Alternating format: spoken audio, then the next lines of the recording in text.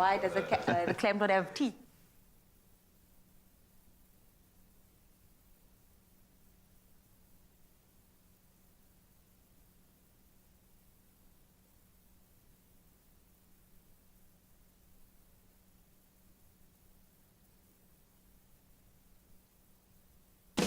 Step into the day with the dawn ringing in my ears. Oh, well, I tune into my TV show. No better way, I gotta get myself into gear. Let's go. Oh, and I feel good today with my wake up in the morning Expresso. I feel good today. It's my feel good breakfast show. Oh, it is so good. So good to be here. It's the start of a brand new day. We get to spend it with each other, with you. It's going to be amazing. A very good morning. My name is Graham Richards. My name is Jamie Domberg, reporting live for duty on this Wednesday.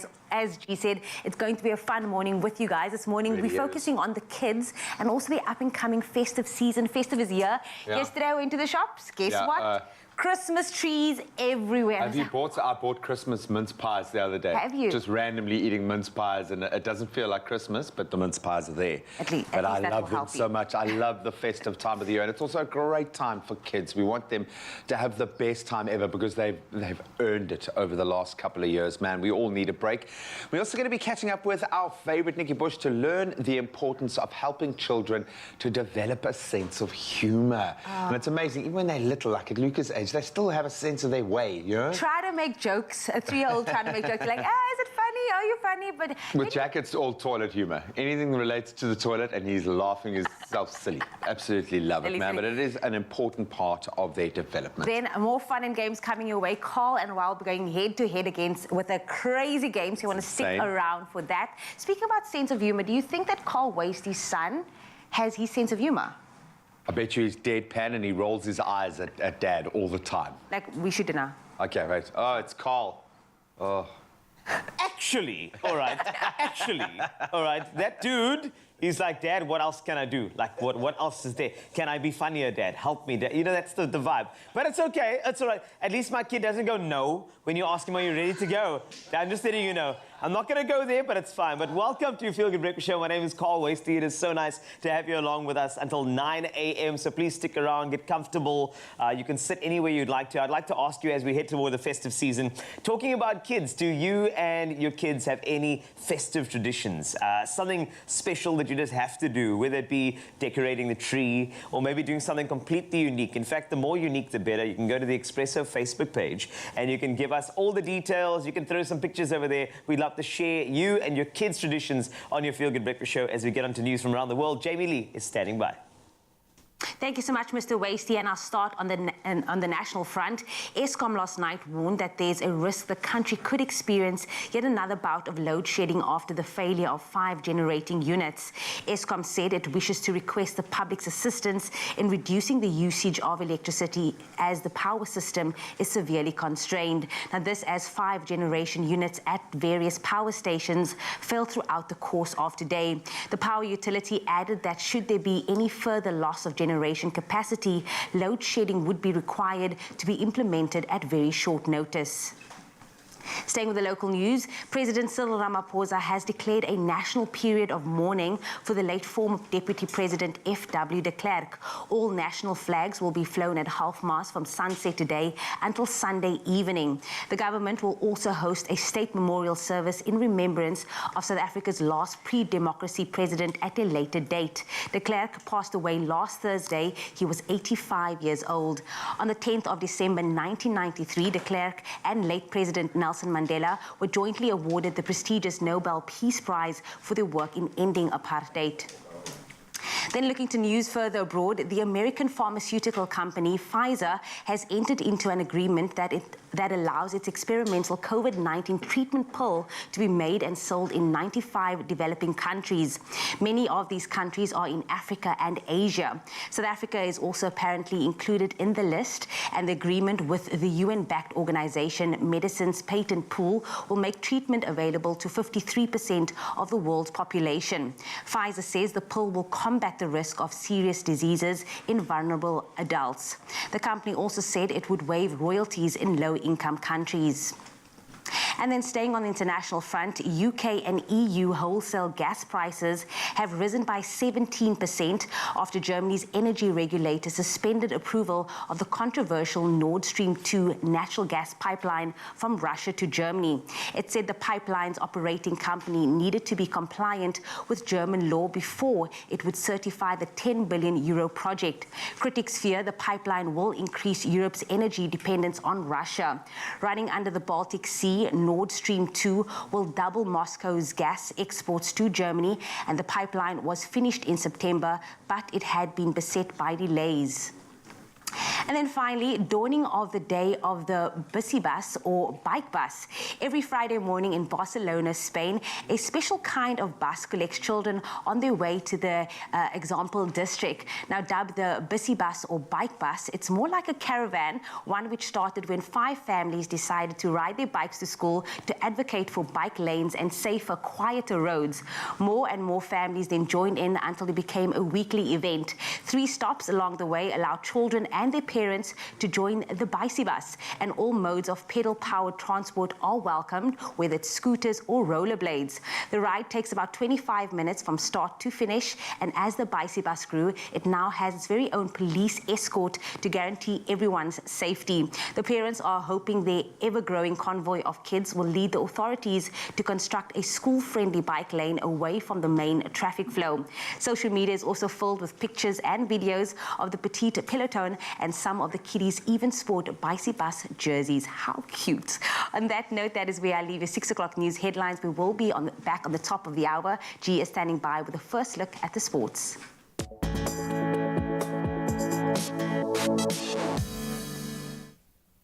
Well, we have one last chance to get back on the bike this weekend.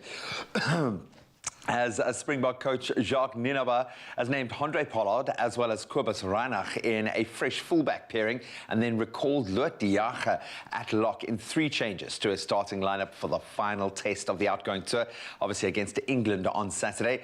Last time the Boks beat England in London was back in 2014 when they edged the hosts 31-28. And of course South Africa have won the most recent meeting between the two teams, beating England 32-12 in the 2019 Rugby World Cup final. So a win on Saturday would see the Boks retain their #1 spot on the world rankings, and it would also mark their first unbeaten outgoing tour since 2013.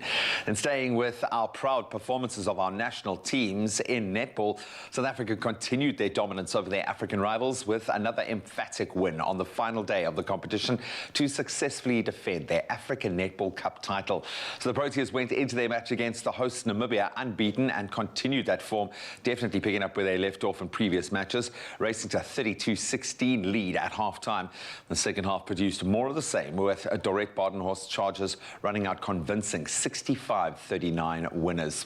Then some great news on the horizon in the future. South Africa will be hosting a senior ICC tournament for the first time since 2009. That's when the 50-over World Cup rolls around in 2027. The last time South Africa hosted a tournament was the Champions Trophy, and that was over 12 years ago. The last time the 50-over World Cup was held here was all the way back in 2003. Like in 03, Zimbabwe and Namibia will co-host the tournament. As part of a wider announcement, the ICC also named host nations for events from 2024 to 2031, with the USA set to host its first ICC tournament in the form of the 2024 T20 World Cup. And then finally on to motorsport. Guan Yu Zhu has become Formula One's first Chinese driver. That was after after signing to race for Alfa Romeo in 2022. The 22-year-old will partner Valtteri Bottas, who signed from Mercedes after veteran Kimi Raikkonen decided to retire this year. Jules replaces Antonio Giovinazzi, who has raced for Alfa since 2019, but now has no place on the F1 grid next year. Jules is currently second in Formula 2's championship with 3 wins so far this season, with 2 races still to go. The move also means all F1 teams have confirmed their driver lineups for 2022.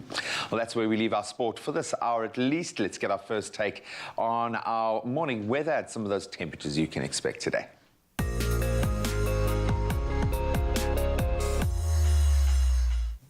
Thanks a lot, G. Let's take a look at the weather news. Starting there, the Western Cape government has urged residents to continue using water sparingly, even though major dam levels are high after good winter rains. The average dam levels for the province stand at 81%, while the dams feeding the city of Cape Town are now 98% full. The province's major dam, the Theowaterskloof Dam, stands at 100%, and local Western Cape government spokesperson James Brenstein urged consumers and the public to use water sparingly. He said water was a scarce resource that would remain under pressure in the future. It also reported that most of SA's other major dams boast impressive levels. The largest, the Gariep Dam, stands at 88%. The second largest, the Van der Kloof Dam, at 89%. And the third and fourth largest, the Sterkfontein and Vaal Dam, at 100% and 80% respectively. Despite those high percentages, it is also good to think about the future as well. So we go from good water news to sunrise views on your Feel Good Breakfast Show. And these are some of your sunrise photos taken from the Expresso Facebook page. Atilia Cecira Mulder from Summerstrand starts us off with this beautiful bright image as the sun comes up, showing off a little monkey, clearly enjoying the lovely view too. Thanks a lot for that. A little wildlife is always appreciated. And then Jason Sebastian from Dalpoortshoop in the Northern Cape shared the stunning silhouetted shot as the sky transitions from dark to light, filled with warm hues as the day begins.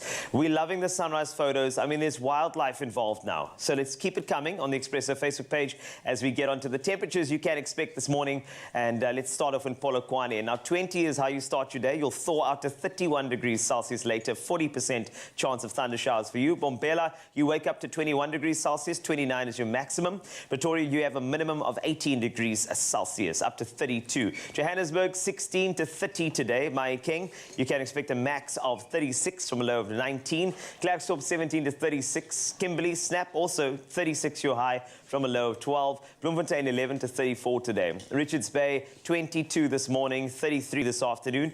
Pietermaritzburg, 18 to 30 today. Durban, 21 to 25. Umtata, you can expect 30 as your max, and you rise to 14 degrees Celsius this morning. East London, 15 to 25 with a 56% chance of rain.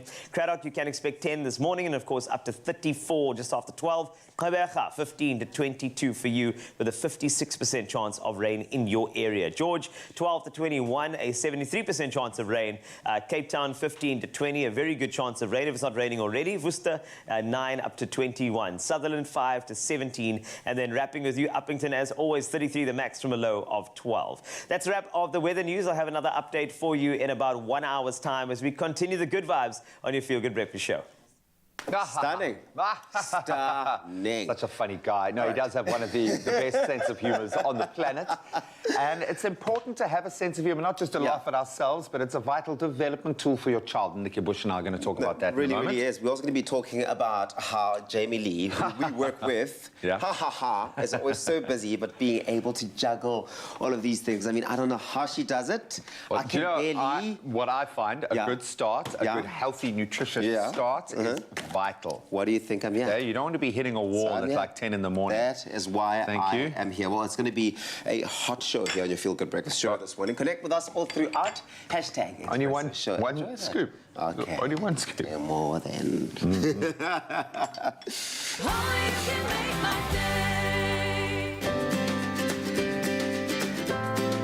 Simple as CBD should be.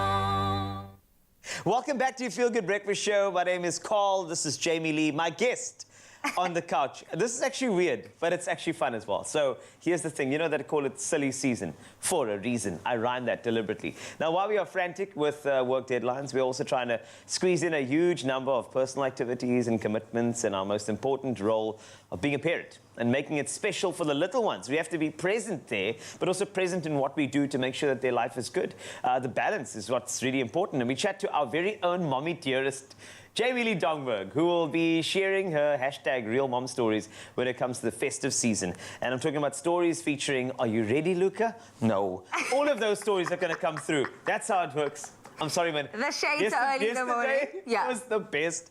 It was such a beautiful moment there when you guys experienced a lovely time in Cape Town. And that's his response to everything. I can be like, Luca, do you want anything? No.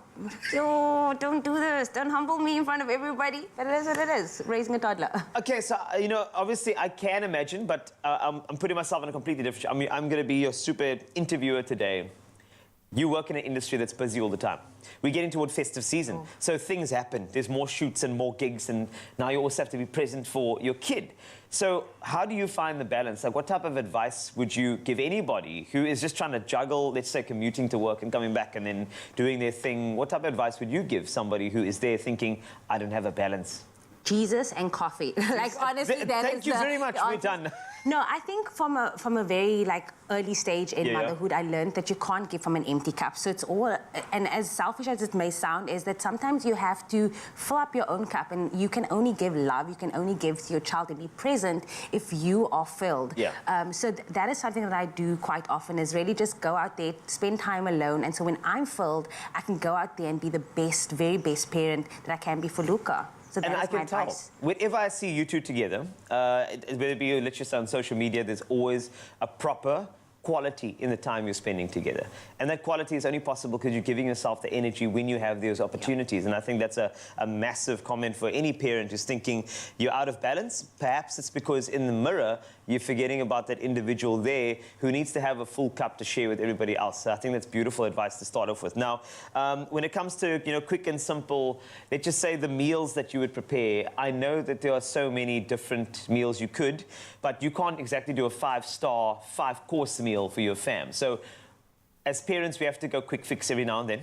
But you know this already. When you're with me in the kitchen, I'm all about the convenience, but also making sure that it ticks off all the nutritious boxes. Yes. So chicken nuggets has become a favorite of ours right now. Chicken nuggets and corn. And guess what? I can get away with broccoli because I eat broccoli, so I can sneak it into anything that he eats. But staples for us right now is chicken nuggets, corn, broccoli, and then pizza. So yeah, it's all about just finding a balance, but I'm very much about just ticking boxes when it comes to nutrition because I meal prep, and so anything that is quick and easy for me to make for him as well. So like the Simply Chicken, pop it in the air fryer because, you know, I have an air fryer now. Everybody needs to know. Can I tell you something, right? I almost feel like an air fryer was gifted to us from the parental gods. Yeah. They said, like, here's an air fryer, we got your back.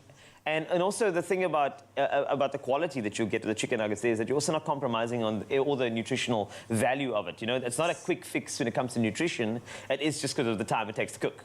Protein, no added MSG, no pork in there. Moms are sorted. Your heart is just full because you know you're giving your family good stuff. Exactly. So talking about moms, a real mom story that I feel like we could relate to. I want to hear one of those from you. Besides the one where Luca tells you no. No, but that is my everyday life. Every day. I'm thinking about just yesterday. So yesterday I was trying to get everything done. I went to fetch him at school and I was meal prepping for today because today's going to be a long shoot day. Yeah. And so I'm prepping everything and he's like, Mom, I want some apple juice. And so I have this bad habit of not closing the top of a bottle.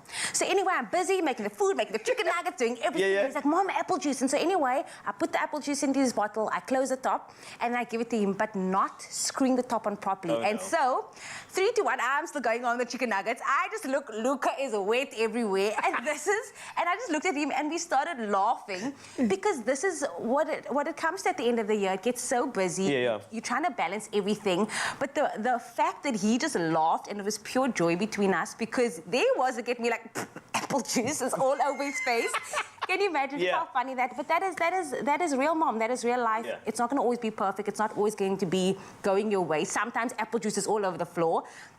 but you just roll with it. And I think that's quite beautiful because it's almost like parental karma. You're like, you want to say no to me? Apple juice on your face, boy.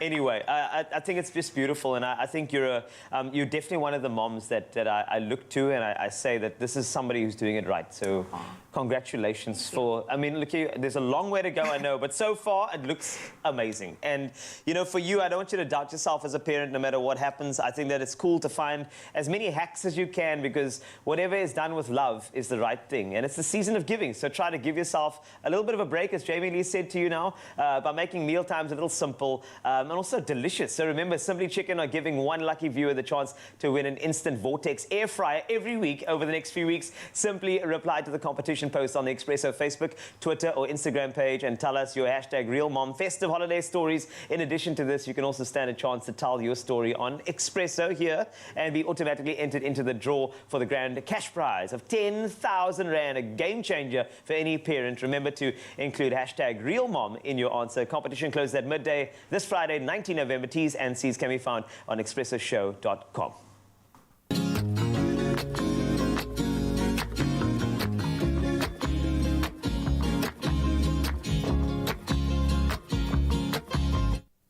We need to balance out the seriousness of life with humour. I think now more than ever, probably. And this morning, we're going to chat to our good friend Nikki Bush, human potential and parenting expert, about encouraging children to develop a sense of humour to help them live life with a lighter touch. Nikki, great to touch base with you again this morning. Hope you are really well. This is such an interesting topic for me because my kids make me laugh so much, and I think humour is a connection between us. But when you talk about developing a sense of humour, are you talking about being able to tell a good joke, or is there a little more to it? Hi, Graham. Actually, there's so much more to it. And as you just said, you know, there's nothing like the giggling and the laughter of children to reduce our own stress, let alone their own stress. And developing a sense of humor in children really is about helping them to grow their emotional resilience so that they can laugh at the world and laugh at themselves. You know, life does not unfold in a straight line. And humor is actually something children are not born with. They grow up to learn what is funny and to laugh at themselves. And if they grow up with humor, they will generally grow up to be adults who can laugh at themselves as well, who can deal better with the stress and the difficulties of everyday life. Because, you know, every day we're faced with stuff that's not necessarily what we want, but to be able to laugh it off and to laugh at ourselves is really, really important. What does a sense of humour enable children to cope better with? How does it actually work? So failure and disappointment are part of our deal with life. And so it helps them to look at things through a different lens, get a different perspective, and to grasp even unconventional ways of doing things. You know, when we laugh, it's a little bit like when we cry. We kind of defrost, we unfreeze, and that enables us to see life differently, to go beyond the surface of things, maybe even to connect better with others. If you think of your own life, there are times when you have laughed yourself silly till you've cried and you've had a tummy ache. And don't you remember those moments? They are so memorable. And then there's that enjoyment and participation in the playful aspects and the fun side of life, not taking themselves too seriously. I had a mad aunt, and she used to come and babysit us when we were really small, like 4 and 5 years of age. And she used to tell us ghost stories. And the one was about, give me back my arm. To this day, I remember that. And we laugh, she and I, about this. I love it. And I think it's...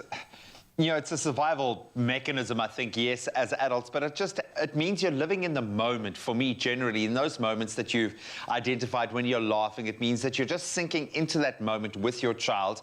I'm also blown away by how advanced it feels like my young children's sense of humor actually is. Do you have any tips for developing that sense of humor in the younger kids, those, say, under 5 years old?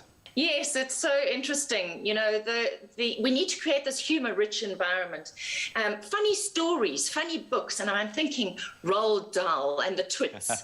I'm thinking of Dr. Zeus with all his rhymes. You know, they make you laugh because they're just different and a bit out of left field. And then silly jokes. You know, they're going to tell you jokes that really aren't very funny.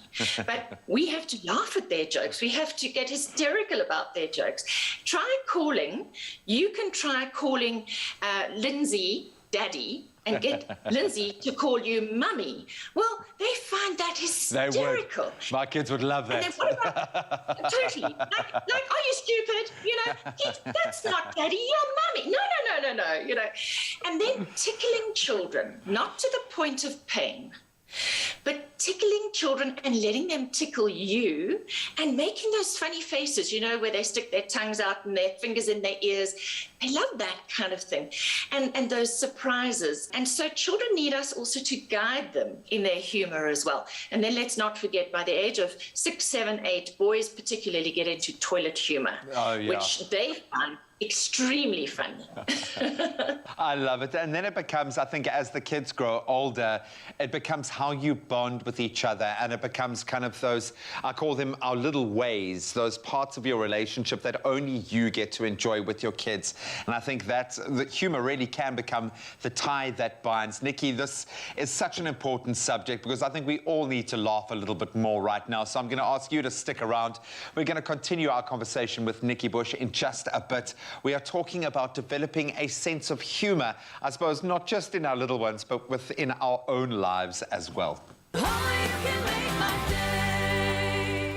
What a time to be a baby. Why? Because from the 15th to the 19th of November on Expresso, we're giving away 3 Epimax baby and junior hampers worth 2,500 Rand each every day. That's 1,000 Rand's worth of Epimax products plus 1,500 Rand cash in every prize. Oh yes. To enter, reply to the daily competition post on Expresso's Facebook, Twitter or Instagram page. Answer the question and include hashtag the Epimax Life in your answer. Competition closes this Friday, the 19th November 2021. T's and C's on expressoshow.com.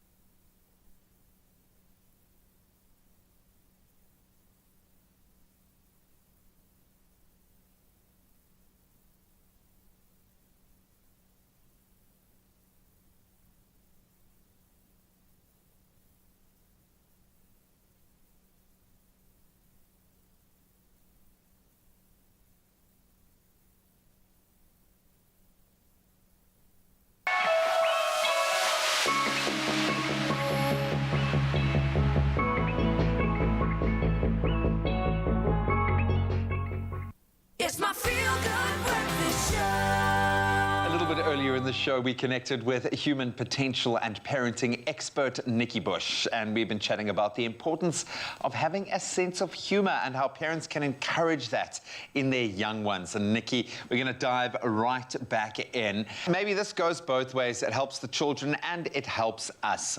How important is it to laugh with your kids and to let them laugh at and with you as well? I think laughter, Graham, is the ultimate stress reliever. It's like a good cry. Just lets steam. And I think that when you're driving in the car, there's often so much time available, whether it's driving to school, from school, to extramurals, or on holiday, where you can use that time to laugh. Something that we used to do when my kids were younger and we were in a lift club together. We used to play telling a story in a round.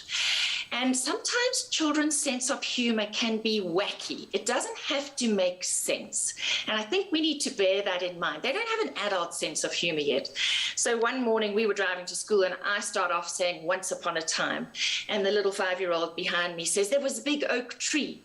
And my son, age 8, next to her says, "And there was a big thunderstorm and lightning struck the tree." And the next 8-year-old little girl said, "And that tree fell across a busy road." And my 12-year-old in the front seat said, "And along came a speeding cement truck that smacked into the tree." And before I could get my little piece in, the 5-year-old behind me says, "And out popped a flying squirrel." As one does. Made no sense whatsoever. But you know what? At least we arrived at school laughing at the hilarity of the situation rather than crying over the news, because often when you're in the car, you're listening to the news, which is quite serious and often inappropriate for young children. So use the opportunity when they're contained, either at the dinner table, in the bath, or in the car, to just break the ice and chill a little bit. And also, it inspires creativity. I think there is a very powerful link between humor and creativity, certainly in what goes on in our own brains.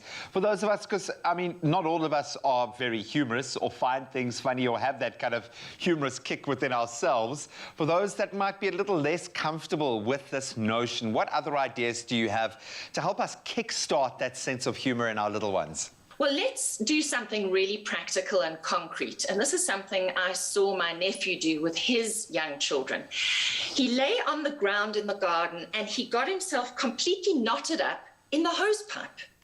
And then his children had to unknot him. Well, this game went on for about half an hour, 45 minutes. And there was much hilarity because as much as they were trying to unknot him, they were knotting him up. And there was pushing and there was pulling, and it was just too funny for words. And I've never forgotten that. I mean, who would have thought a hose pipe on the grass in the garden? You know, that could be a source of magic, wonder and surprise. And then I think when we're on holiday, Graham, that's when we are more relaxed and we tend to find things more funny. If you get lost on a journey, it can be really stressful. I mean, I've experienced that with my family. Yet it is actually some of the things that we laugh about the most. Remember when moments can be hugely memorable and be very funny when you recount them and you replay them. I mean, when I was recently on a game drive in the bush, we spent 3 hours in the pouring rain in these ponchos. And you know what? That's probably going to be one of the most memorable moments of that, experience. Nikki Bush, thank you so much. As always, you are a gem. Thank you, Graham. That's our human potential and parenting expert, Nikki Bush. And I want you guys, please, to make sure to get hold of this resource, Future Proof Your Child for the 2020s and beyond. It is brilliant. You can get it at bookstores. You can find it on Nikki's website, which is nikkibush.com. Trust me, if you need help in any area of your life, this is a resource, but Nikki is there. Connect with her. She does respond.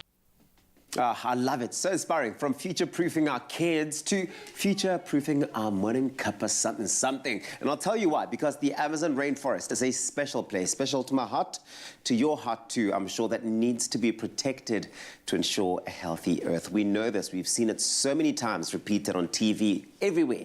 Now, for the last 20 years, Nespresso has been actively working to ensure that, their coffee is grown in a manner that is sustainable in ways that protect forests like the Amazon, and that's important. In fact, this year, Nespresso celebrates the Amazon with their new limited edition forest variations, and we love them. That's why this morning we're getting to taste, what the Amazon might taste like with an amazing recipe. Amazing Amazon recipe. Oh, yes. It's the forager. It's going to be so nice. Chef Clem's going to make it for us. Chef Clem? Love this recipe. It's time for it. It's time for it. I absolutely love this recipe.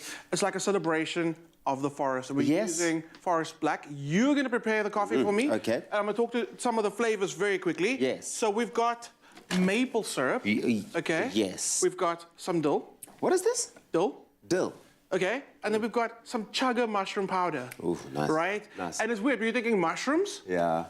With coffee? Yeah, how's this from a mushroom as well? Right, so it's dehydrated, and then it's just blended into the powder. Oh, wow. And chaga mushroom is so good for you. This concoction is interesting. Amazing. And then you think, how does mushroom go with coffee? It really does. If you think about coffee, it's got the slight bitterness and it's got that earthiness. Yes. Mushroom, we know, has got that earthy flavor to it. Yes. It highlights the coffee so much, and then in turn... Lifts it. It lifts it. Love It's so beautiful. So let's get started. So, okay, cool. We're going to get a bit scientific today, and I'm very happy we're using a spuma.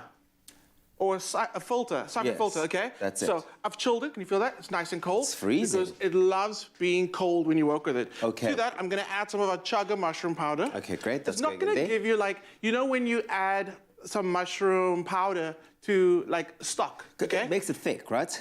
Yes, but it also gives you that intense mushroom flavor. That's not what this is doing. It's going to give you the nuances of mushroom. So it's like slight earthiness in there. It's delicious. Okay. So a little bit of that powder goes directly into the spuma. With your espresso ready to go as well, I'm going to make one more. I'm going to add some water to dissolve that powder. But now this water is warm.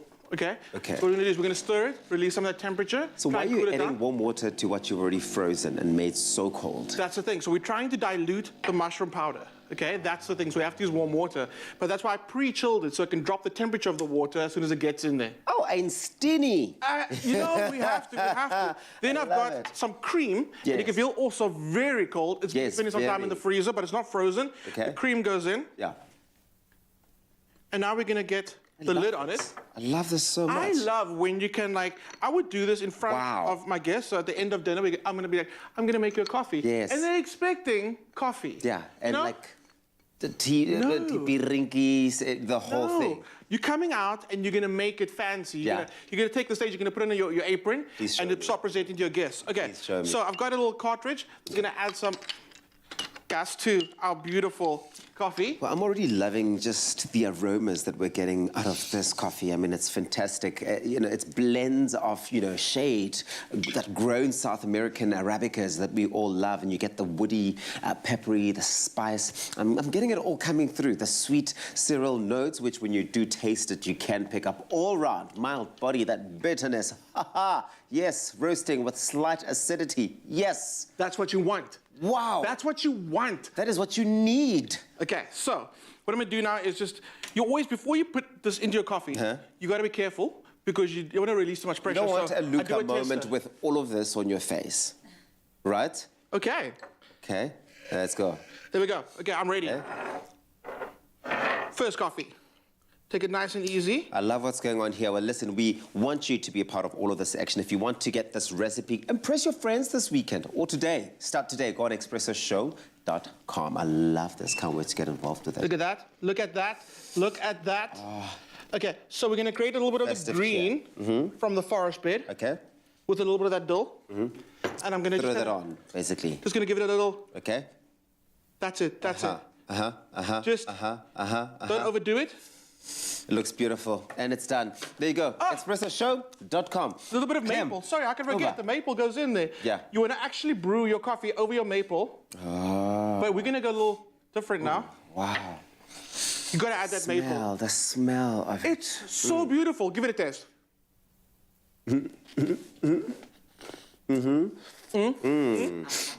Decadanza. Decadence. I love it. Enjoy it. Nespresso. Wow. Why not? What else? Love it. Cheers, man. Nespresso welcomes you to a house filled with delight, blooming with flavour and warmth. This festive season, select the perfect gifts for you and your loved ones. Gifts of the forest. Nespresso. What ounce? Oh, you can make my day.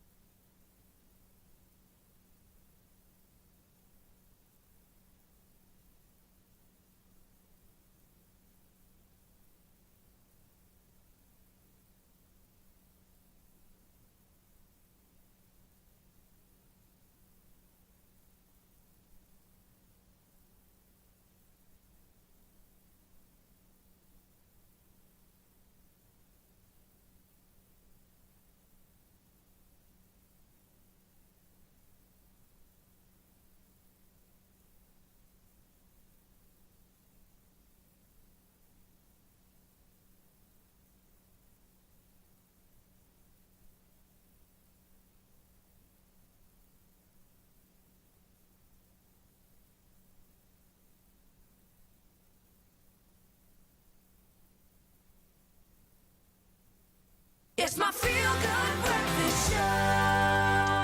'Tis the season. Yes, it's time to get a little jolly. We're going to have some fun today. I apologize in advance for the madness and mayhem that's about to ensue.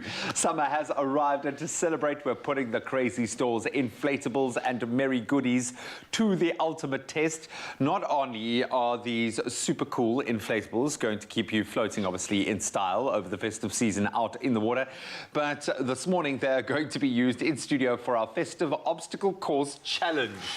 And I see our two competitors, Ryan and Carl, are getting used to them. Yeah, You're not going to take these off, eh? So you've got to figure out how to work around these. But because it's festive, for the first one, obviously we want to get you into the festive spirit. All right. Yes. So I found, I don't know if this is a small tree for you. No, that's a normal tree. What are you guys talking about? So I found a normal tree and a small tree.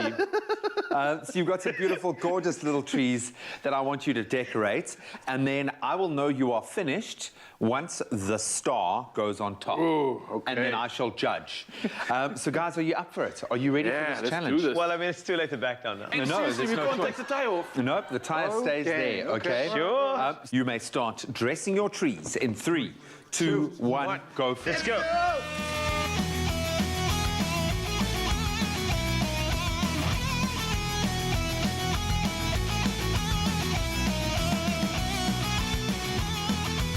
It's going to be Easter soon if you guys don't finish, eh? Come on. Okay, you've got 30 seconds. 30 left. I'm going to seconds. call it. Do you need a full 30 seconds? I don't know if he does, because someone looks like he is. And there we have it. Boom. Well done, guys. Okay, so Boom. speed You definitely Thank you took so it much. What do you guys just think? ahead. They are both beautiful. Thank you so much. Think about the detail there. The first round in our festive season, a course unlike any other, courtesy of the Crazy Store. Round 1 goes to Ryle. Yeah, Santa, this is for you. First challenge done and dusted. Let's move over to our second arena. Gentlemen, you may follow me here. Please don't... Well, I suppose you can bump into each other safely. Now, these are social distancing rings, if you didn't know. Yes. OK, so in front of you guys, you will see the beautiful Glam Girl dolls. You will see an oh-so-gorgeous selection of shoes. We've got pumps, we've got high tops, low tops, absolutely stunning. Great. And a beautiful new dress. What I need you to do now, OK? Oh, no. Is redress It's the Glam happening. Girl. And she's going out for a night in the town, so she needs to look gorgeous. I will disqualify you. If the shoes clash with the outfits, immediate disqualification, OK? Yes. That's a sidebar. Thank you, note, Joan okay? Rivers. Then you've got a race. You'll see your beautiful, gorgeous little dollies on there. Is that a big pram or a normal size? That's a normal size once again. And you've got to race them 5 times around your plinth. The first person to complete 5 revolutions wins round number 2. Gentlemen, please start your rebranding of Glam Girl in 3, 2, 1, go for it. There's even like a strap and buttons on the dress. I was about to just like... Yeah, man, a girl needs quality in her wardrobe.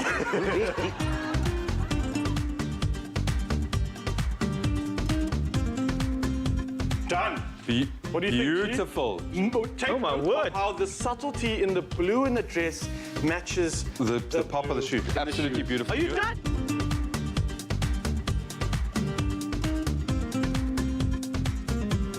Can he catch up? Oh, he's in danger of catching you, Ryle. Come on. That's he's on 6. his 4th. Come on. No! Can he make it? Come on! He's done it. I did it! He's done it. Yes, I'm sorry. Look, Yes. both of your babies stayed on, okay? I'm so sorry, Marlon. I'm going to have to go to VAR to get, because that was such a close I think I actually need 6 revolutions. If I think about it. extra one. Can we go up to VAR to find out who won our second challenge?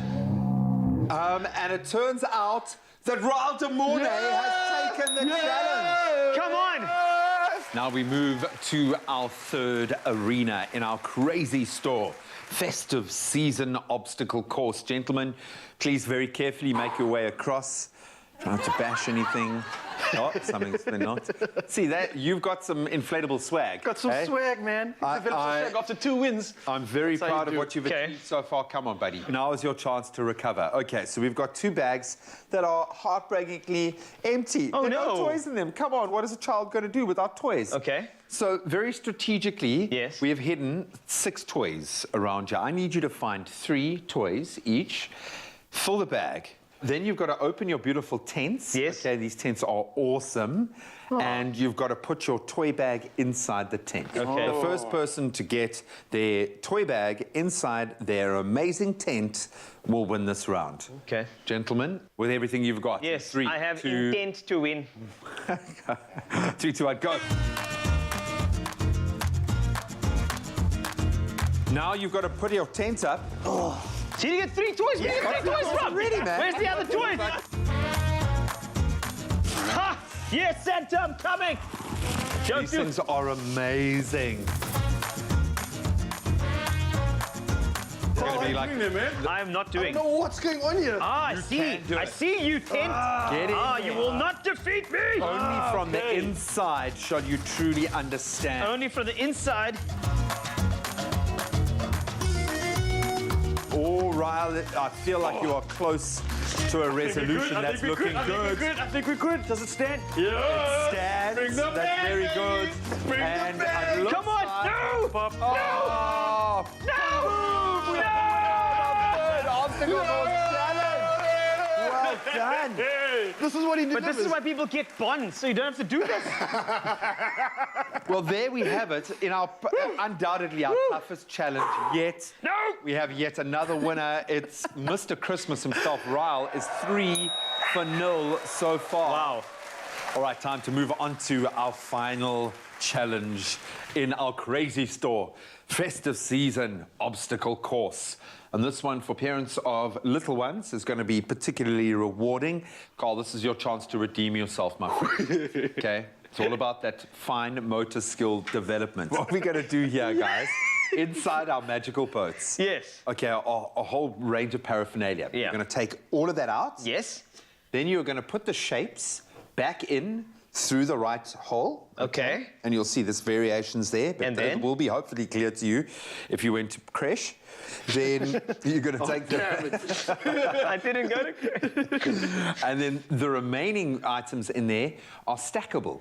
And I need you to stack A tower. them. The first person to finish, okay? Yes. Grabs the remote of power. Okay. Over there, and then races our supercar. You've got to do a victory lap of 5 times around. But essentially, once you've grabbed that remote, you've won it. Gentlemen, you know what to do. Yes. Okay? Yes. You've done this before when you were about 2.5 years old. Okay, so hopefully you'll remember. 2.5 years ago. Our final challenge begins in 3, 2, 1. Go for it. Let's go. I'm going to avoid the same need that I have to help my 2-year-old daughter do this. I'm trying to avoid it with you guys as well today. Right, it's on to the last of his stack now. Is that it? I think that's it. You better go across quickly and grab... The remote of power! No! Do your 5 laps, my friend. You have certainly earned it. And... Well done. Well done. Champion. You are the Christmas champion. Congratulations. The boy this year. Here's your trophy. It's my stack. It's going to be cool in his stocking this Christmas. Oh, so much fun, as you can see from the unbelievably wide variety of joyous items that we used just in the last few minutes of having a little bit of crazy big kid fun. You will find anything that you could possibly want at the Crazy Store this festive season, whether it's indoors, whether it's outdoors, whether it's toys, whether it's games, whether it's just decor, it's tech, or it's inflatables like these two. We will show you new ways of utilizing them. I guarantee you will find whatever you want. So stop by your nearest Crazy Store where you are sure to find something for the whole family. Congratulations, Mr. Thank you. Mornay. Thank you. Well done. Well done. Remember, I'm here for the lesson. Raul's here for the victory. Big or small, we have got it all. Everyone will find something at the Crazy Store. It's no wonder South Africa considers the Crazy Store the crazy fun place to shop. Only you can make my day.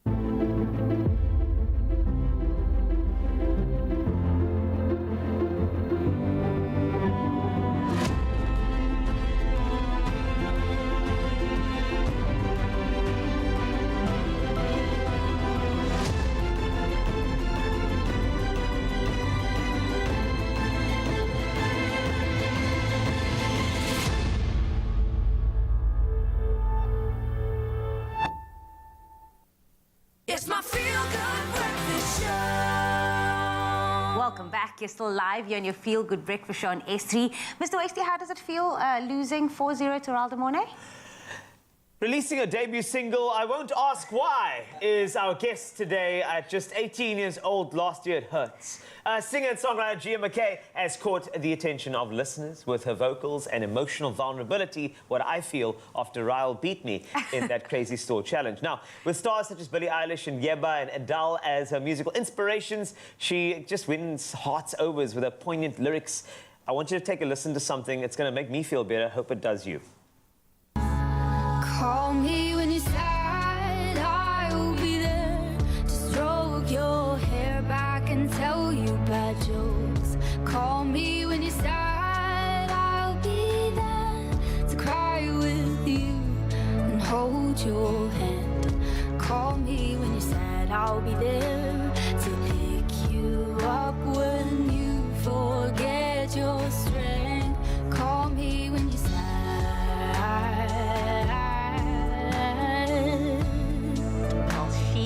Yeah, everybody, that voice is giving us goosebumps. A performer for the morning. So please, can we give Gia McKay a warm Expresso welcome, everybody? What's up, Gia? Gia. It sounded like the first lyric of the song was "Call," and I was It was. What? You wrote something? It was called. You wrote Remember that something, right? you said about 100%. lyrically. Just for you. Thank you so much. See, come on now. I got you. Thank you. I know you do. But Gia, I think that it's important for us to start off with your journey. Yeah. You're doing so many things, and we'll track through all of them during this interview. Don't worry about it. But I want to start off with when you discover your passion, you want to follow it, right? But there's always a moment where you realize I need to take something seriously. Like, let's just say your passion for dance or your passion for singing. Yeah. How did that all come to be? Like, let us know what the good story is. You know what?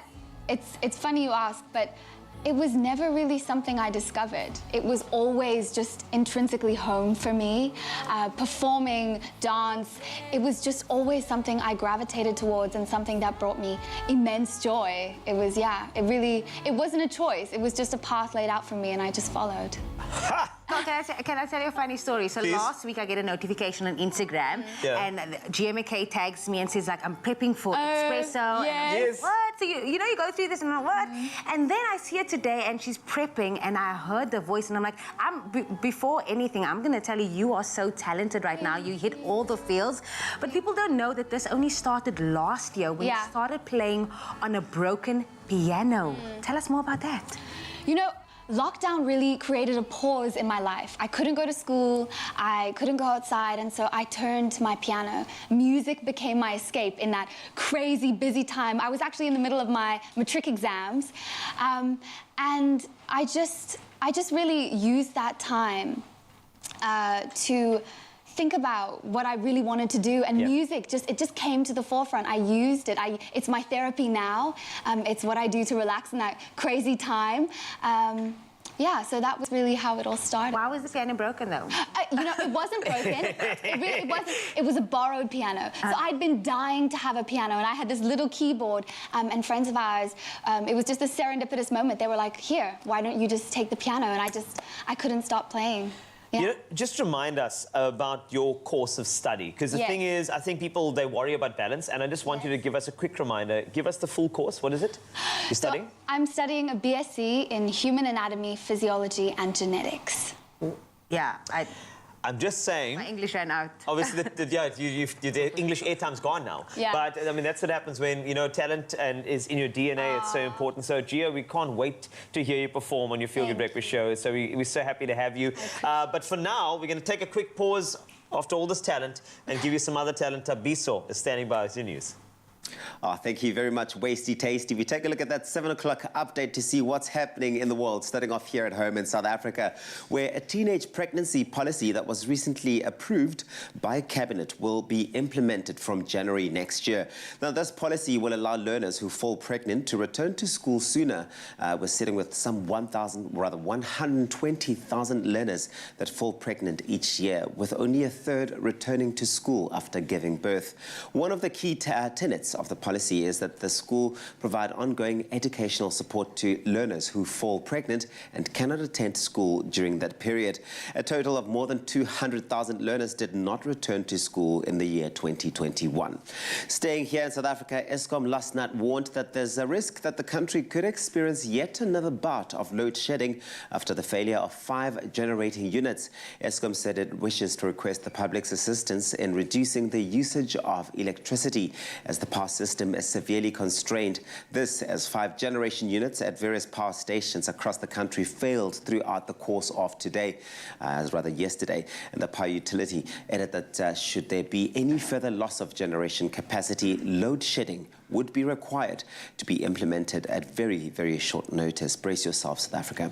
In international news, debris formed against a Russian anti-missile test does not pose any threat to space activities. Now, Russian Defense Minister Sergei Shoigu has stated, he said that the missile had struck an old Russian satellite dating back to the 1980s with clinical precision. Now, the US earlier condemned Russia for conducting, and I quote, dangerous and irresponsible tests on Monday. It said space debris that had been forced the crew aboard the International Space Station.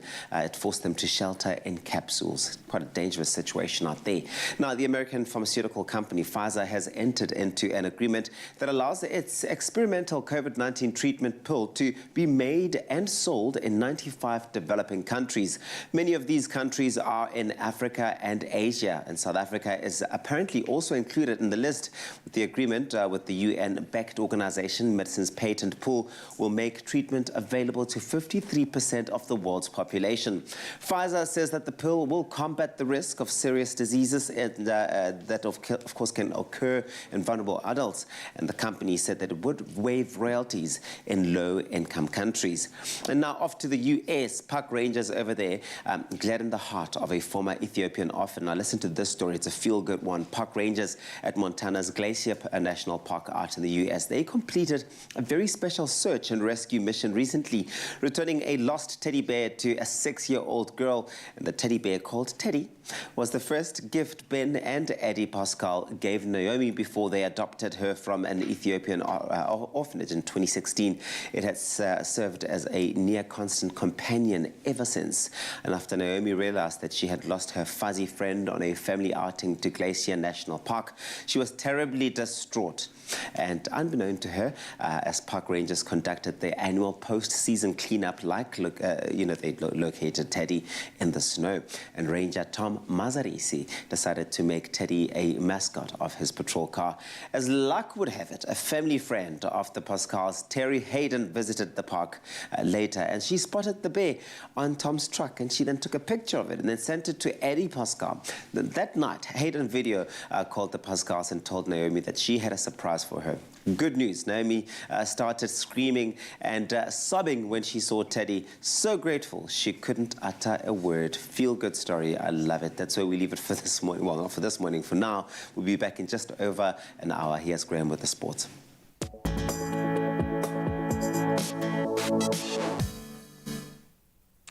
Well, we can get excited one last time this year when it comes to rugby. Springbok coach Jacques Ninaba named Andre Pollard as well as Kobus Reinach in his fresh halfback pairing, and then recalled Lut de Jager at lock in 3 changes to his starting team for the final test of the outgoing tour, obviously against England this coming Saturday. So the last time the Springboks beat England in London was back in 2014 when they just edged the hosts 31-28. South Africa, though, have won the most recent meeting between the two teams, famously beating England 32-12, of course, in that 2019 Rugby World Cup final. So a win here on Saturday would see the Boks retain the #1 spot in the world rankings. It would also mark their first unbeaten outgoing tour since 2013 and cap a very impressive year's performances. And staying with our national teams, they keep steam rolling on. South Africa continued their dominance over their African rivals with another emphatic win on the final day of competition to successfully defend their their Africa Netball Cup title. So the Proteas went into their match against host Namibia unbeaten, and they continued from where they left off in previous matches, racing to 32-16 by half-time. And the second half produced more of the same, with Dorette Badenhorst's Chargers running out convincing 65-39 winners. Then something a little further ahead, but very exciting on the horizon. South Africa will host a senior ICC tournament for the first time since 2009, when the 50-over World Cup rolls around in 2027. So the last time South Africa hosted a tournament was the Champions Trophy over 12 years ago. And the last time a 50-over World Cup was held here was all the way back in 2003. Like in 2003. To promote the sport, Zimbabwe and Namibia will also co-host the tournament. As part of a wider announcement, the ICC also named host nations for events from 2024 to 2031, with the USA set to host its first ICC tournament. That'll come in the form of the 2024 T20 World Cup. Then finally, news from the track in Formula One. Guanyu Zhou has become Formula One's first Chinese driver. That's after signing to race for Alfa Romeo in 2022. The 22-year-olds will partner Valtteri Bottas, who signed from Mercedes after veteran Kimi Raikkonen decided to retire this year. Zhou replaces Antonio Giovinazzi and has raced for Alfa since 2019, but now has no place on the Formula One grid for next year. Zhou is currently second in the Formula 2 Championship with 3 wins so far this season, with just 2 races left to go. The move also means that all of the Formula One teams have now confirmed their driver lineups for 2022. Now we roll the dice. That's where we leave our sport for this hour. Let's get into the weather one more time.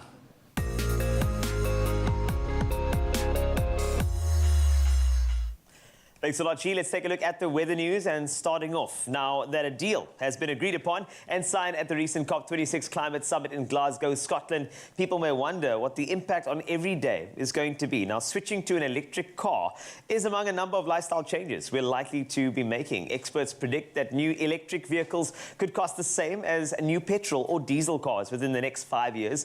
Meanwhile, others argue we need fewer cars on the roads. Walking and cycling more could also be among the changes we make. Solar panels and heat pumps could become standard in our homes. There's also a focus on improving green space in and around homes to absorb extreme rainfall, installing cool roofs that reflect sunlight and prevent overheating. There's also renewed momentum to place nature in recovery. Electric cars in South Africa. Let's hope there's no road shedding. Moving along, we are all in favor of doing what we can to make sure we support and preserve the beautiful world, of course. We are privileged to live in and experience every single day. This is a gorgeous world. We have to look after it. Case in point being the stunning sunrise photos that you give to us on a regular basis. And the Expresso photographers came out today. Now, Miranda Bloch from Plettenberg Bay shared this fantastic and cloudy view overlooking the ocean in her area. Nikki and Pinans captured this picture-perfect sunrise, showcasing the spectacular array of colors we have been seeing the last few days during our sunrises and sunsets. It's looking good, and let those sunrise photos be a reminder of how we need to look after our planet. On to temperatures across South Africa, starting with you, Paula Kwane. Good morning. 20 is how you wake up, 31 later with a 40% chance of thunder showers. Bombela, 21 is your minimum to a maximum of 29 later. Pretoria, 18 to 32 today. And Johannesburg, you can expect a maximum of 30 degrees Celsius. 16 is your low. Mahikeng, 36 is where you top. You wake up to 19 degrees Celsius. Klerksdorp, 17 to 36 today. Kimberley, same max for you, 36 degrees Celsius from a low of 12. Bloemfontein, 11 to 34. Richards Bay, you say good morning to 22. A little later, 33. Pietermaritzburg, 18 to 30. Durban, you max out at 25 from a low of 21. Mthatha, 14 is where you start. 30 is how you thaw out. East London, a 56% chance of precipitation in your area, 15 to 25. Cradock, 10 to 34 today. Gqeberha, 15 to 22 with a 56% chance of rain. At George, you can expect just 21 as your high from a low of 12. Cape Town, 15 to 20 with a 75% chance of rain. Worcester, 9 to 21 today. Sutherland, 5 to 17. And Uppington, 12 is your minimum, and you jump up to 33 this afternoon. That's a wrap of the weather details for you. Another update in 1 hour on your Feel Good Breakfast Show. But for now, Jamie Lee is standing by with some serious talent. Very serious. Things are about to heat up. Now, early on, we met up with Gia McKay. She's phenomenal. But right now, she's giving us a young teaser before she gives us a full performance just for you, Mzansi. Show them what you got, Mama. I like to be alone sometimes to clear my mind.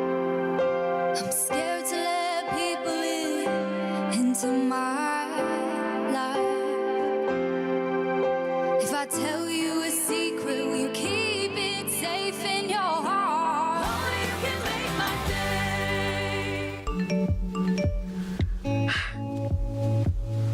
day. Morning, Mom. Look what we made for breakfast. Pizza. Okay, Mom, I'll see you soon. How many of these are we gonna do? Right. Right.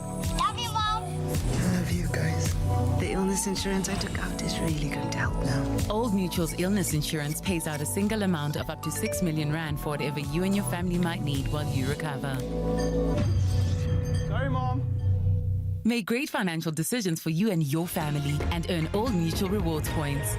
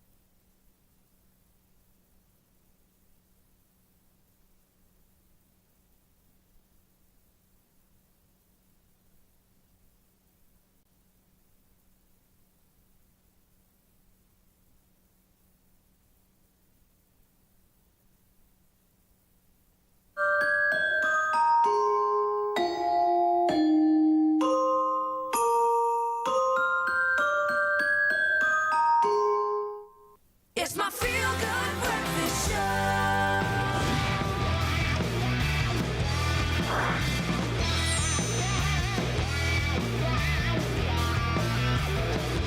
Yeah, it's time to rock out with the ultimate rock star of the movies. Yes, my friends, it is time to take you back to the movies for a reboot of note. Is it a reboot?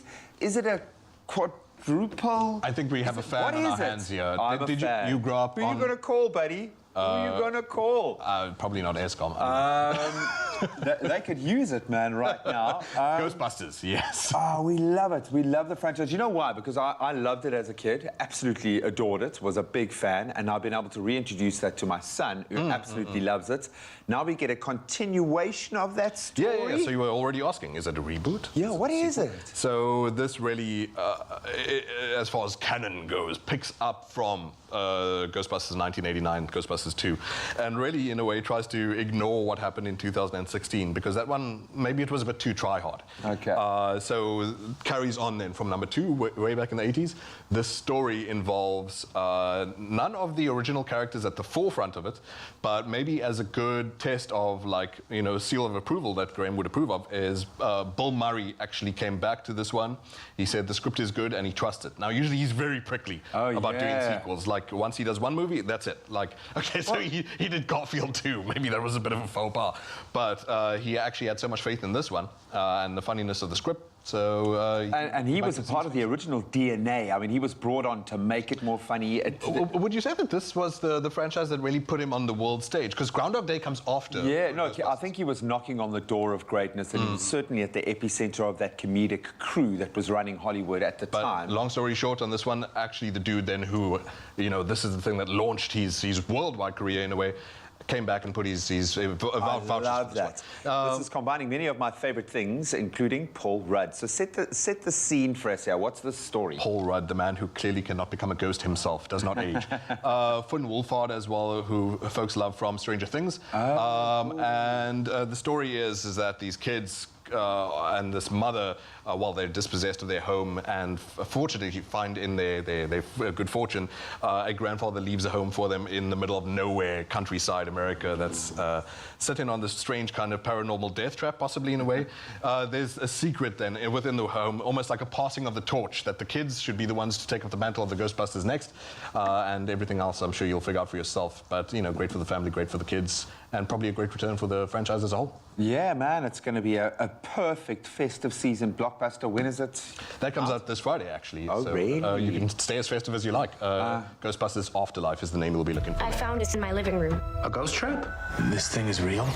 You know what this means, right? Your grandfather was a Ghostbuster. There hasn't been a ghost sighting in 30 years. Hey, bud. Maybe it's the apocalypse. Egon came out here for a reason. Take a little advice. Don't go chasing ghosts.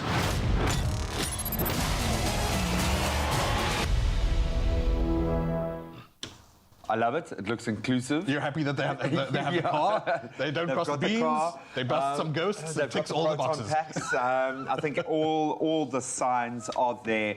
And it's great. I think a bit of a reboot for a different generation. It's such a magical storyline. And you're already quite happy there to see sort of diversity. You know, man. For change, you know, there are other people who exist in the world. And, you know, that necessarily isn't sort of like the hammering mission statement of the movie. It is also just a kid's thing. And speaking of kids, the director is Jason Reitman.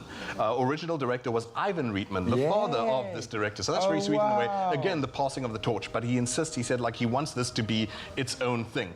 So what's almost for me, I'm actually quite excited to see this, and I'll see this today, actually, is that it really doesn't seem to feel sort of the obligation to be like, while the trailer will, you know, try and bring you thrills and spills and promise all of that, it looks small and it looks pokey, similar to the vein of, say, Stranger Things or whatever. Small town, small kids trying to figure themselves out, self-conscious, but that's what the Ghostbusters totally are. Nothing's Captain America, shining armor, and, you know... Let the money stay puffed, man. Graham is sold. I really don't need to speak anymore. The Paul Rudd face says it all. So, small is good to me. Like, if not everything is a meteorite about to crash through Earth, a big purple guy trying to snap like half the galaxy away, sometimes small works like in a lot more of a fun. As long as it's funny, I think that's key. You're going to have some thrills and spills, a great storyline, but ultimately it needs to be a laugh. And I think with Paul Rudd in the mix there, I think it's going to hit the right notes. Absolutely love it. How would you rate this puppy? Well, JP will rate this puppy when he sees it tonight, but like I said, totally excited to see it myself because...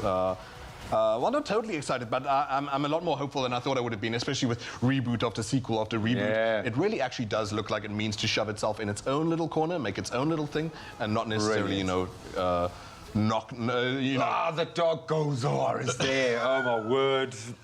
Too many memories. Well, hopefully it's gonna have the same nostalgic feeling for a lot of grown-ups out there, but more importantly, introduce it to a whole new generation. That's right. We love that.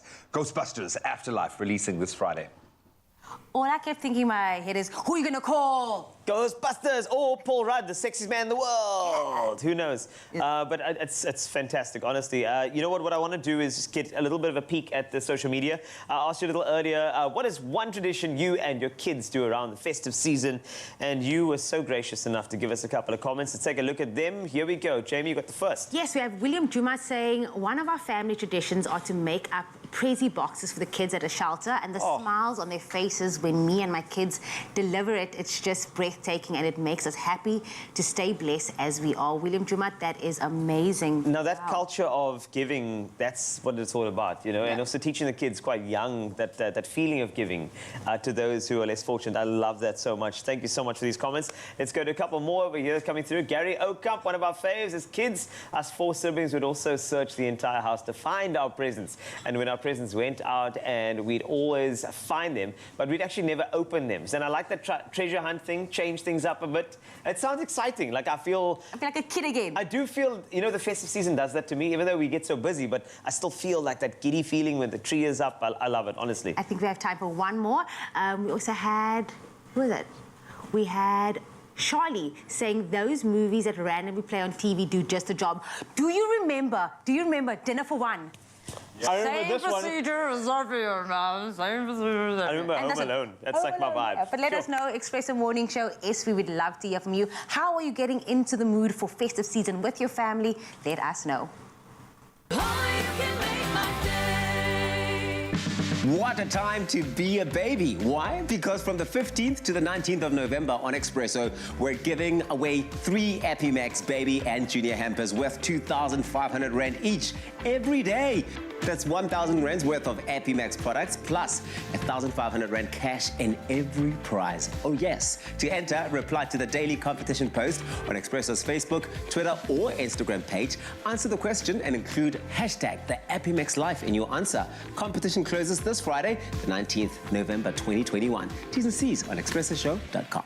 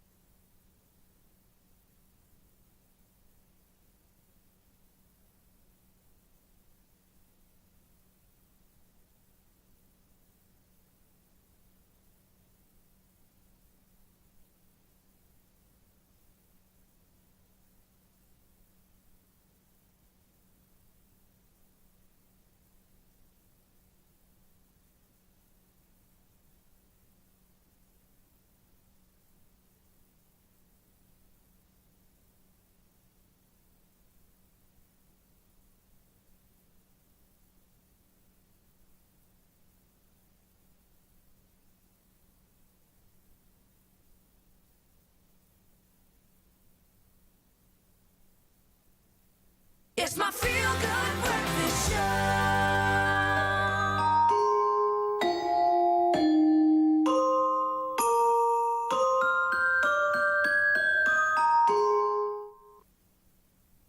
Our next guest, award-winning author Lebogang Masango, is no stranger to the Expresso family. We love hearing about her passion for literature and empowering children with stories that reflect them, that reflect their everyday lives. So it's only fitting that this morning we're chatting about how Cadbury is creating the perfect pairing of its delicious festive range with enchanting storytelling. Once again, offering South Africans an opportunity to give the greatest gift of all this festive season, the gift of literacy, of reading. Lebogang, so good to be connecting with you this morning. First of all, how are you? I'm great, thanks. How are you? It's wonderful to be with you again. We love connecting with you because it's part of a bigger narrative that is just so positive and long overdue. Now, as a big part of the Cadbury family, you've obviously been advocating for the importance of reading and even more so for creating stories that children can enjoy in their own home language. Why is this so important to you? It's very important because we know that South Africa is a diverse country. It's got so many different ethnicities and languages. And so it's important to create stories that the diverse nation that we have of children can enjoy. The Publishers Association of South Africa in 2016, they released statistics that only 2% of our commercial storybooks are written in home languages, and I think that's quite unfortunate, and it's really wonderful that Cadbury Dairy Milk and their partners are being part of the change to make sure that children can get those stories new, exciting, relatable in their own languages. Yep, it's the only way we're going to tackle literacy in this country. Now, you've gone from speaking about the importance of this initiative to now being one of the actual authors, creating a festive story. Talk about a full circle moment. Tell us about the story that you've chosen to write. It's really exciting right now. The tentative title is called The Best December Ever, you know, and December is what we call December in South Africa. And our festive season, it's all about sun, it's all about swimming, it's all about delicious food and being with your cousins and big family, reuniting and just having a really great time. Braais, you know, that's what our festive season is about. So that's what my story is about. These two best friends are very excited to have the best December. The one is excited because he's going to go and visit his grandfather in the village, and the other one is excited because he's going to have his family at home. But unfortunately, one of the boys can't go home anymore, so his best friend invites him and says, you know what, you should join our family. And indeed, they do end up having the best December ever with amapiano and braai and Cadbury chocolate muffins, all of that delicious stuff. It sounds so South African, and that's the whole point here. I know you would have had a lot of time to contemplate this, and it would have meant something to you. Why was this the story that you personally wanted to tell? What are you hoping readers will get out of this? Well, I just really want a sense of connection and for children to not feel so alienated by what we see commercially and on the media as being the symbolism for Christmas. You know, there's no snow, no reindeer, no gingerbread, houses and so on. So I wanted them to be able to have a visual that is true to their own experiences, I love that they can relate to. Most important question, Lebogang, how can we as the public get involved to help achieve this wonderful goal of publishing 500 stories by the end of this year? It's quite a feat, but I know we can do it. How can we help? We definitely can.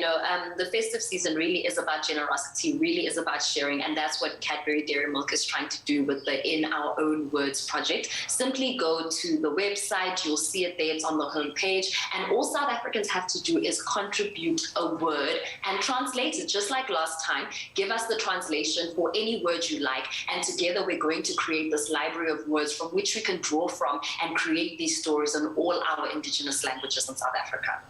You could not have made it any easier, and we found doing it live on the show how much just one word can inspire in you, how it can get your imagination going, take you back to a feeling, to a moment. It can inspire. Lebogang, thank you so much for adding your gravitas to this incredible campaign. We absolutely love you. We love your ink, by the way. You're looking amazing, you're sounding amazing, and thank you so much for the effort that you're putting into this brilliant campaign. We love you, ma'am. Thank you so much for having me, and thank you to all the wonderful South Africans who are going to help us get more stories in the hands of our children. Yep, we've got some lofty goals, but we will achieve them this festive season. Gift your words this festive and help to co-author that festive-themed story to be added to the amazing Cadbury Dairy Milk In Our Own Words library, so that all South African children can enjoy those wondrous stories filled with the most wonderful adventures during the most wonderful time of the year. You can visit cadbury.co.za and then follow at Cadbury Dairy Milk SA on Facebook or at Cadbury_SA on Twitter and Instagram to find out a whole lot more, and then simply start translating your own words today.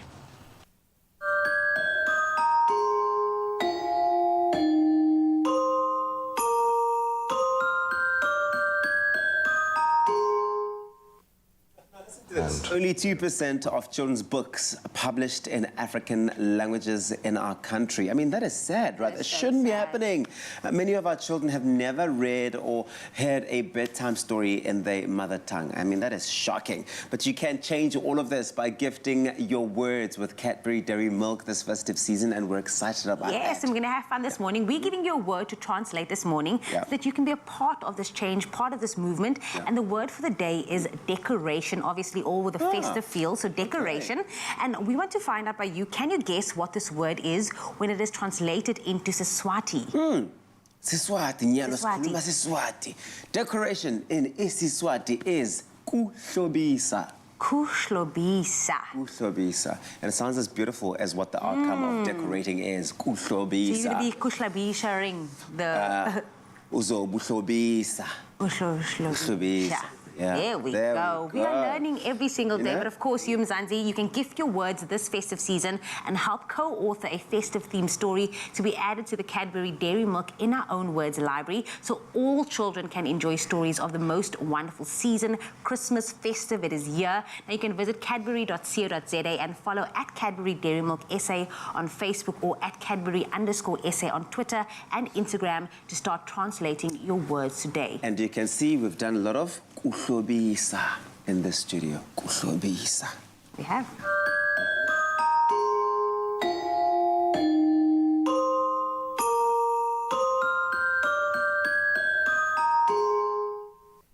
And now for some entertainment decorations on your Feel Good Breakfast Show. We're joined by singer and songwriter Gia McKay as our performer this morning, and she's kicking up performances off with a beautiful track. This is going to be gorgeous and amazing, and the first time on TV, Gia McKay. This is Movies. I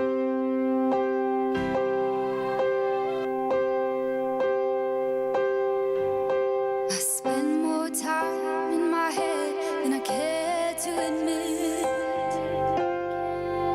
I I've never been in love, but I'm hopelessly in love with the idea of it.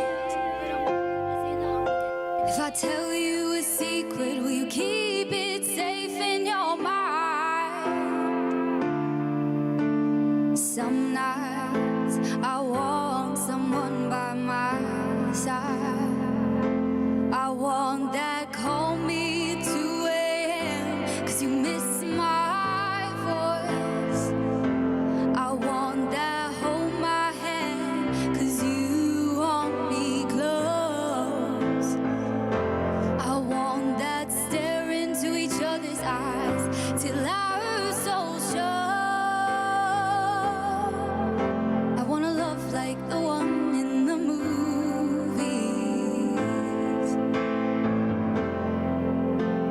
I like to be alone sometimes to clear my mind. I'm scared to let people into my life.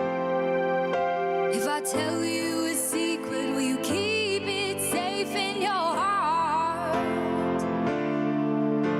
Some nights I just want that someone by my side. I want that call me 2 a.m. 'cause you miss my voice. I want that hold my hand 'cause you want me close. I want that kiss me in the rain like we're in the Notebook. I wanna love like the one in the movies.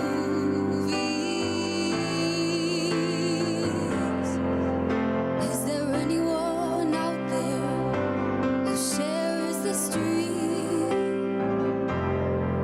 Is there anyone out there who still believes? I know I don't need anyone to be complete. So the only one I want is the one made for big screens.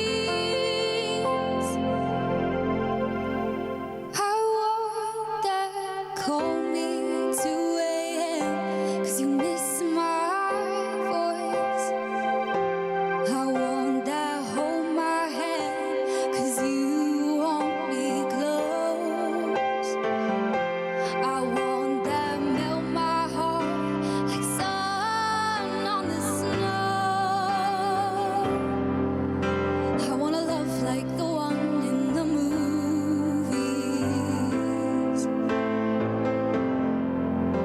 I wanna love like the one in the movies.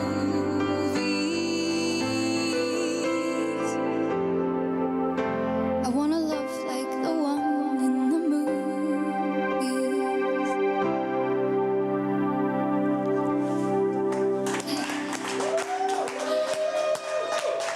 For the first time on TV, it's Jim McKay! Wowza! Okay, I know you're going to miss her voice, but she will do some more performances a little bit later, and Kyle Peterson is extraordinary on those keys, so stick around. Also, coming up, more movies on your Feel Good Breakfast Show. Stick around.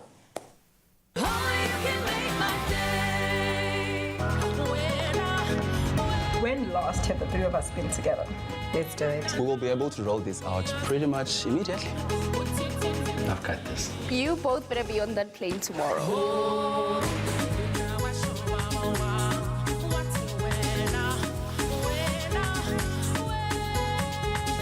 Our Monati keeps friendships flourishing with freebie SIM only 6 gigs at $289 per month with loads of extras.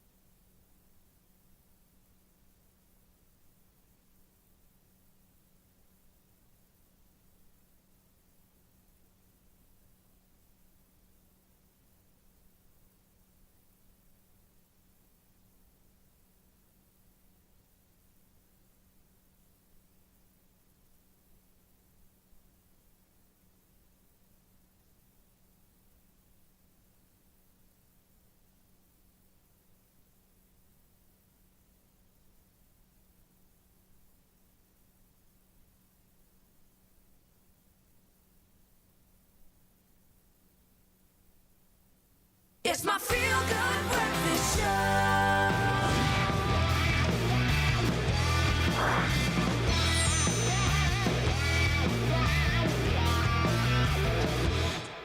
Welcome back. Yes, as Carl said, we're going to continue. Well, first of all, we're going to pick up our emotional wreck of a body up from the floor after that amazing performance from Gia. More emotion coming your way a little bit later. But now let's get excited about what JP has seen online, what trailers have grabbed his attention. And we're going to start with one titled Home. I'm seeing one name in there. Kathy Bates. Kathy Bates is one of the big names. Yeah, Lil Rel Howery is in there too, but minor role. But first guy, I don't know if that show Quantico came to South Africa. It did. Then the main dude, Jake McLaughlin, was in that. Maybe he will be recognizable immediately when you see Home. These are just trailers that came out this week that enticed me, and hopefully you'll be interested too. There are no dates in SA for any of these movies that we're talking about. But this is a movie that we've seen a couple of times before, this story. So you can guarantee that it will come here. It looks intense, and it looks well filmed. And He's got a felon's tats, eh? And you don't tattoo your knuckles unless you've done time. Yeah, I suppose. Or if you're like trying to remember, do I punch left-handed or right-handed? He's also got a ginger mohawk, which is its own kind of scary and special. The character, like I said, this movie we've seen and the story we've seen a couple of times before, but I think we like it and sort of can't get tired of it. The character's searching for redemption, trying to walk away from the life of evil and crime. Just did a stint of 17 years in prison for murder. Goes home, which obviously is, well, the place you're born, but is that really home? Especially when people treat you like you're still a criminal. You did your time, you did your service. Paid your debt. You paid your debt, but, is it the case that even, Graham or JP living next to a dude who killed someone, will you just be like, oh, well, he's fine now. We put the past behind us, so that's what he has to deal with. Goes home. Interesting. The war is still ongoing. It reminds me a bit of, you must have loved, have you seen The Drop with Tom Hardy? Where he's, South Africa, please watch that. Put it on your list, yeah. Excellent movie. The idea, again, of someone who's trying to put the past behind them. Calm with Horses was another one that was similar. Violent past. Wants no part of it, wants to make amends, wants to heal the wounds, but society won't let him move forward. Again, no date in SA for that just yet, but Home looks really intense. Looks great, looks gritty. I think we're going to love it. Let's move on to Quake. I love Anita Brim, Edda Bjorgvinsson, Todd Couture, Johan Sigurdsson, and Benjamin Dauriesen. I'm sure it's not Eurovision, Graham. Yeah, I'm never going to be allowed to get a visa for Iceland. Yeah, I think that we just declared war on Tiny Island. Quake. What's this about? Dramatic name. Yeah, so again, it's one of these slow burner type, ticking time bomb. Something's going to happen by the end of a type movie, similar to Home that we just saw. Quake is this woman who is walking a kid through the park and has a seizure, discovers that she has epilepsy, and forgets everything, blank slate. Doesn't even know who her kid is, but finds this young person next to her. So it's not just the sort of, you're going, and whatever. It's not just the dramatic edge to it, but now she has to fight to keep her kid. Because she's worried that, well, are people going to think that I'm a capable adult, a capable parent to take care of my child? Now that my whole history has been deleted. Weirder than that is that she finds that this epileptic event might have come about as a defensive barrier from a traumatic past of her own. So the past comes rushing back, even though she forgets, like, present day, puts up this facade then of, no, I'm all fine and hunky-dory to try and protect her family unit, but at the same time is trying to figure out who did her bad, who hurt her. Where does this trauma Where does this intense defensive mechanism of an epileptic seizure arise? Why are Icelandians so so seems intense? like there's no joy, dude. Why are they so intense, But the movies are great. This looks like thrillers, a Quake. This looks like a dramatic moment. Again, that feeling of the time bomb going, something is about to explode. Ooh. So again, no date for it in SA just yet, but it's the kind of thing that we're into, whether it's, not exactly similar, but the similar brimming and burning under the surface of, say, Gone Girl, Go on the Train, or whatever, blah, blah, blah, blah. Love it. Or Looks parent awesome. just trying to save the family, which wow. Yes. This is a face to launch a movie, my friend. Swan Song. Mahershala Ali.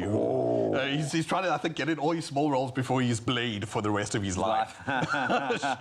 So obviously we recognize him from Green Book, which he won the Oscar for. Yeah. Moonlight, which he was fantastic in, which he won the Oscar for as well. Please watch Moonlight, don't watch Green Book. He's been one of the finds of, like, the last 5 years, eh? Yeah, really. And then it was True Detective, season 3. Such a consistently brilliant actor. How do you do it, Mahershala Ali? It's insane. So this story, again, about a parent trying to keep things things on an even keel, a parent trying to figure things out, a father, a husband trying to keep the family together while this main character, is diagnosed with a terminal illness. Oh, come on. His days are numbered. I'm sorry, it's a difficult start already. Whiz, man. Between you and Gia's performances this morning, I don't know if I'm going to make it. I'm going to cry. Icelandic people who just want to freeze your heart over. But no, it's an intense family drama, and it's set in the near future where you can clone yourself, it seems. And so decides that he's going to secretly make a clone of himself with the help of Glenn Clones, I suppose. Wink. Sorry, I'm terrible.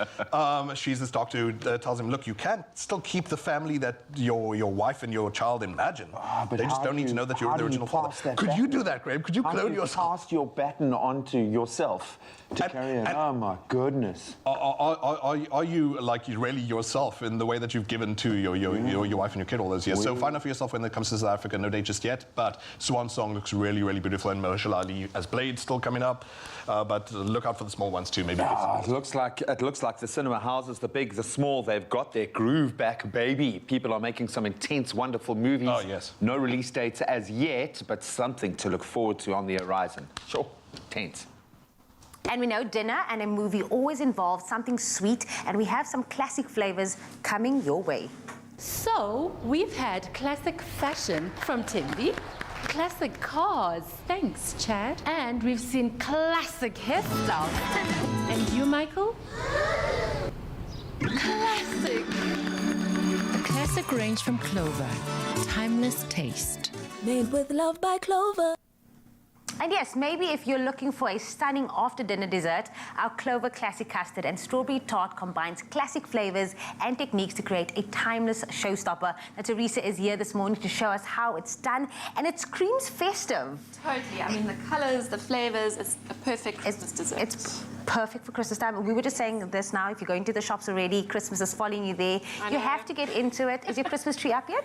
Almost. The kids are begging me. I'm going to try and hold off a little bit longer, but I think it'll be up soon. It's okay. As long as you're baking this and the home smells a bit festive, they'll forgive you for not putting it up just yet. I'm here for it. This looks like work, and I think we should get in. You're on pastry duty today, so I hope that's all right. Yeah, that's fine. Got some flour in the bowl, and then what you're going to do is take your butter. All of this? Pop that in, yeah. All the butter? And Here then a little bit of salt as well, and you're going to use your fingertips just to rub that into the flour. And what you're looking for is a breadcrumb consistency. I'm doing what?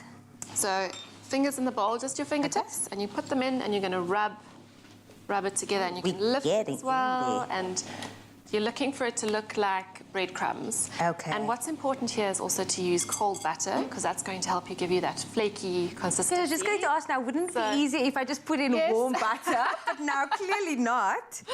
And then I'm going to start on the filling so long. So I've got some corn flour here, and I'm going to just mix it with a little bit of milk.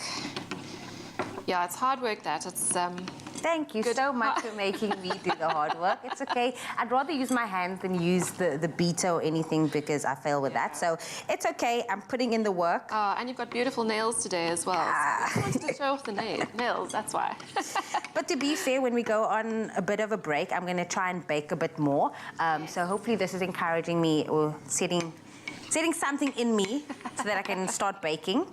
Because I said when we do eventually go on a little bit of a break, I'm going to spend more time in the kitchen with Luca, because he's become a little helper. Yes, last night while I was also making food, he's like, "Mommy, can I help you with anything?" I was like, "I'll call you when you're 80. Let's see if we're going to have that same energy when you're a bit older."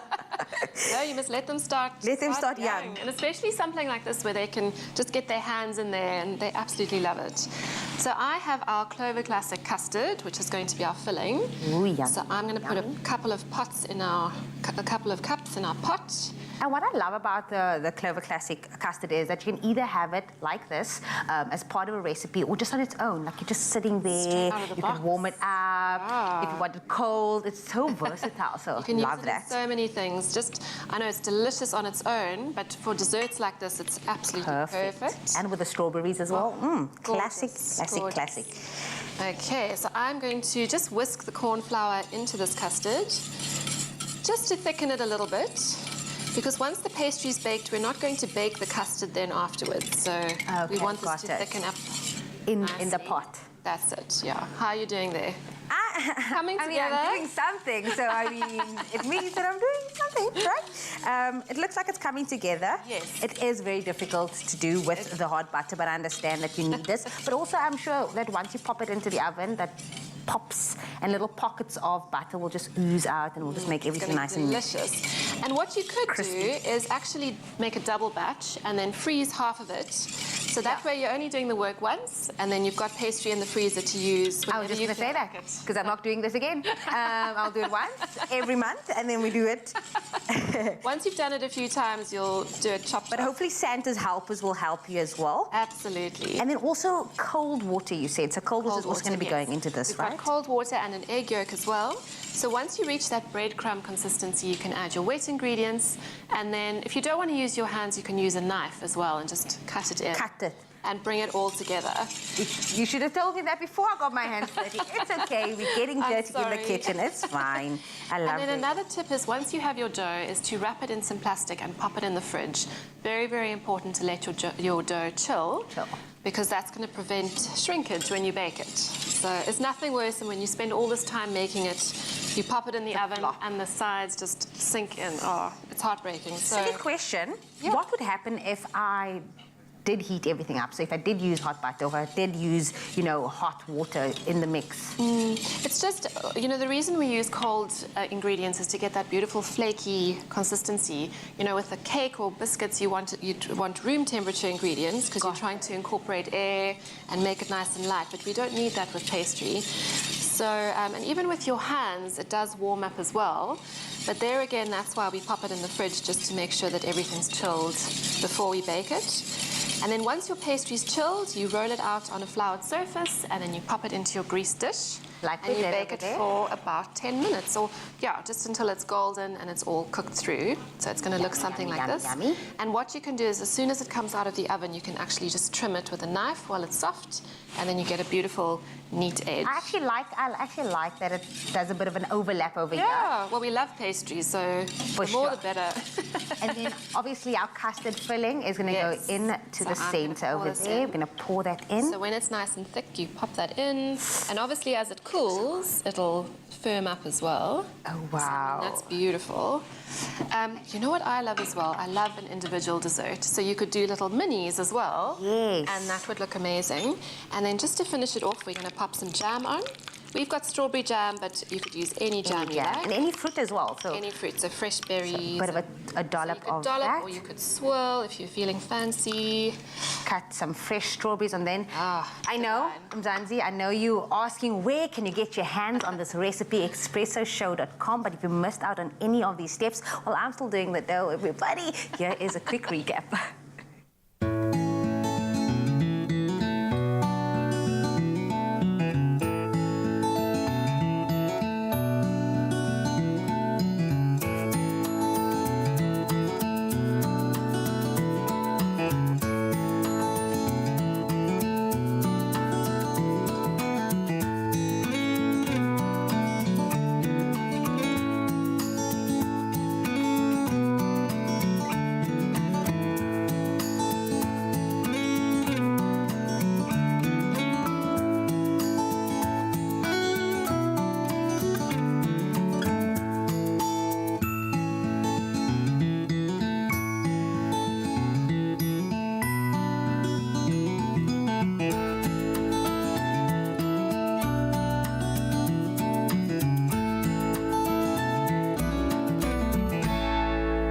Made with love by Clover.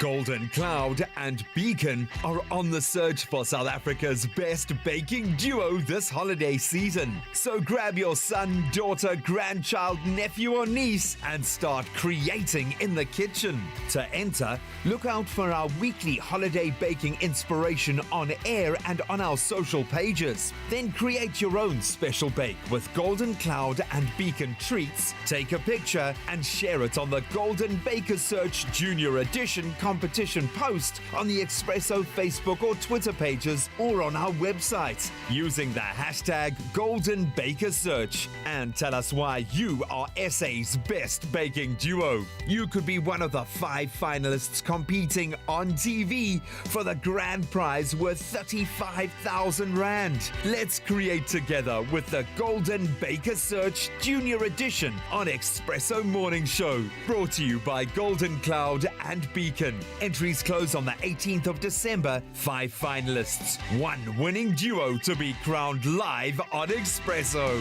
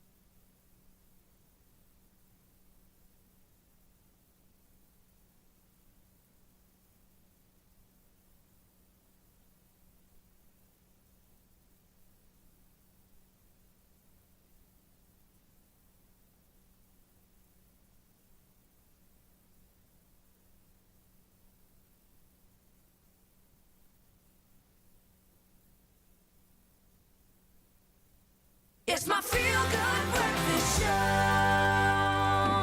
Welcome back to it, your feel-good breakfast show, Expresso, live here on S3. Okay, so I don't know about you guys at home, and I don't know about you, Jamie. Okay. But here's the thing, most of us, every month, we set a budget. We have a plan for our money. We plan it, we write it down, and then before you know it, bam!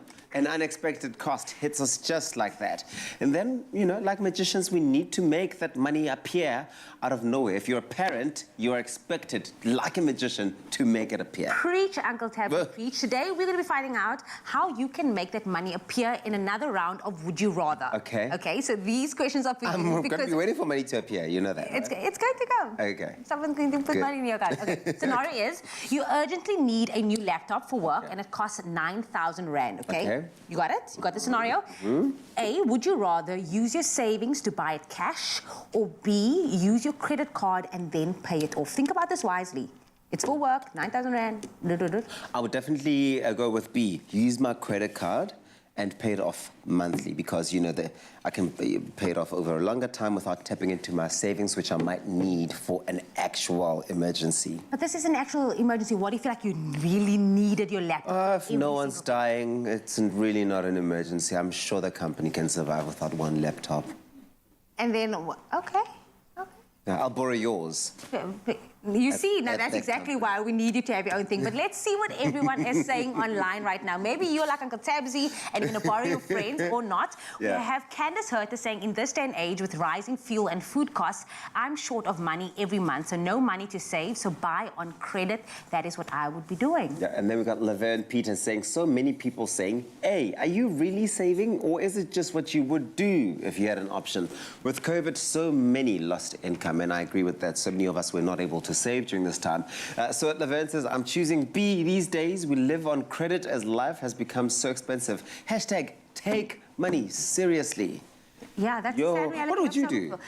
I would send the message to like a laptop company for an exchange and be like, hey, can you give me a laptop, and then I will... Influenza. Hey, for the I would probably do the same thing as you. Yeah.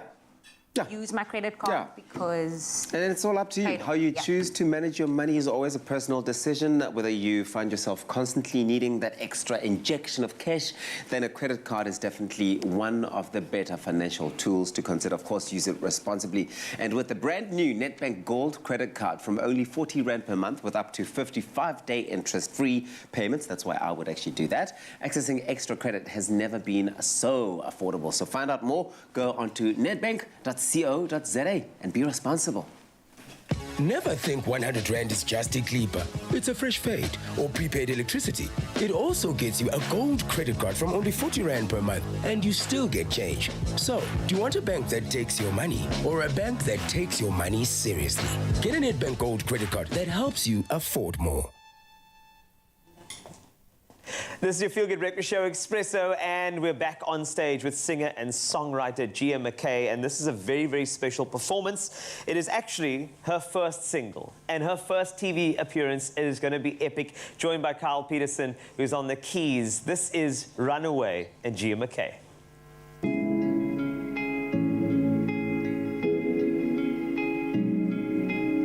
Your pretty eyes can see my secrets, and that scares me to death.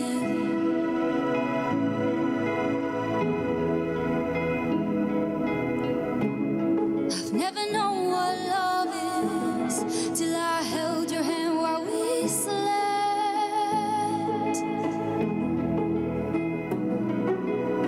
But when I felt you got too close, I went and did it again.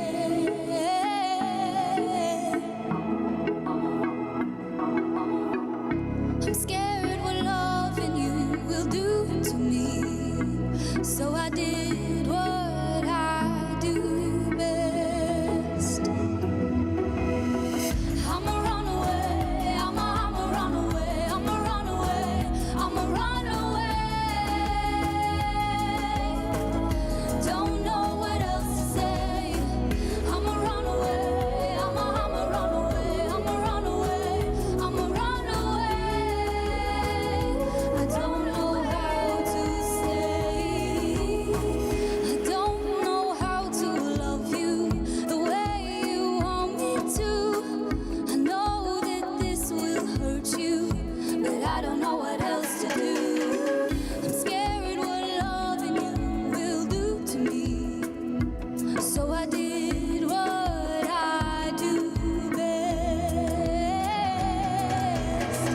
I'm a runaway, I'm a runaway, I'm a runaway, I'm a runaway. Don't know what else to say. I'm a runaway, I'm a runaway, I'm a runaway, I'm a runaway. I don't know how to stay. I should come with a warning sign. Leave now, or I'll drag you down. Why am I like this with you? Why am I like this to you? You deserve better, you do. I'm a runaway, I'm a runaway, I'm a runaway, I'm a runaway.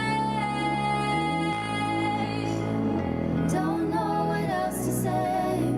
I'm scared of loving you will do to me. I don't know how to stay.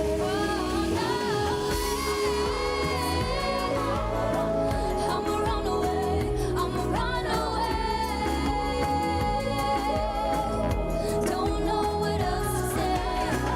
I'm a runaway, I'm a runaway, I'm a runaway, I'm a runaway. I don't know how to stay.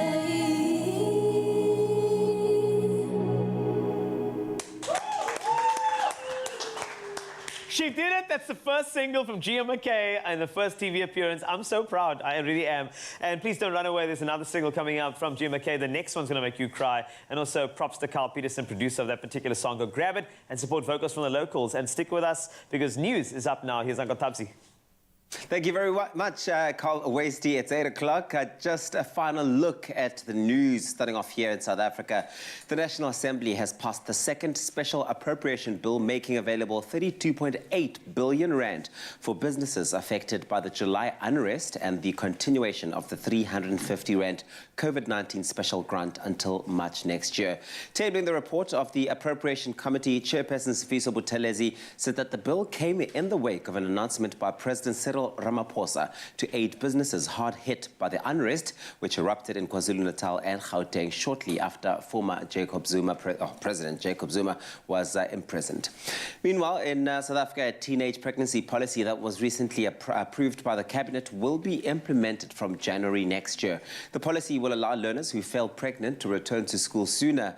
Some 120,000 learners fall pregnant each year, with only a third returning to school after giving birth. And one of the key tenets to the policy is that the schools provide ongoing educational support to learners who fall pregnant and cannot attend school during that period. A total of more than 200,000 learners did not return to school in 2021. And now, taking a look at international news, suicide bombers have targeted the Ugandan capital of Kampala, killing at least 3 people and injuring some 30 people. Police say 3 attackers on motorbikes blew themselves up near Parliament and the city's police headquarters. The attacks came 3 minutes apart.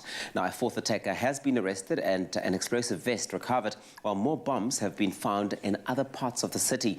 Officials blame the attacks on the Allied Democratic Forces and, of course, an armed group based in the Democratic Republic of Congo that has been causing havoc over there.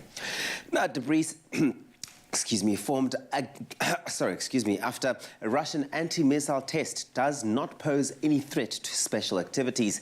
Russian Defense Minister Sergei Shoigu has stated, and he said that the missile had struck an absolute Russian satellite dating back to the 1980s with clinical precision. Now, the US earlier condemned Russia for conducting, and I quote, a dangerous and irresponsible test on Monday. It said that space debris had even forced crew aboard the International Space Station to shelter in capsules. And next, dawning of the day of the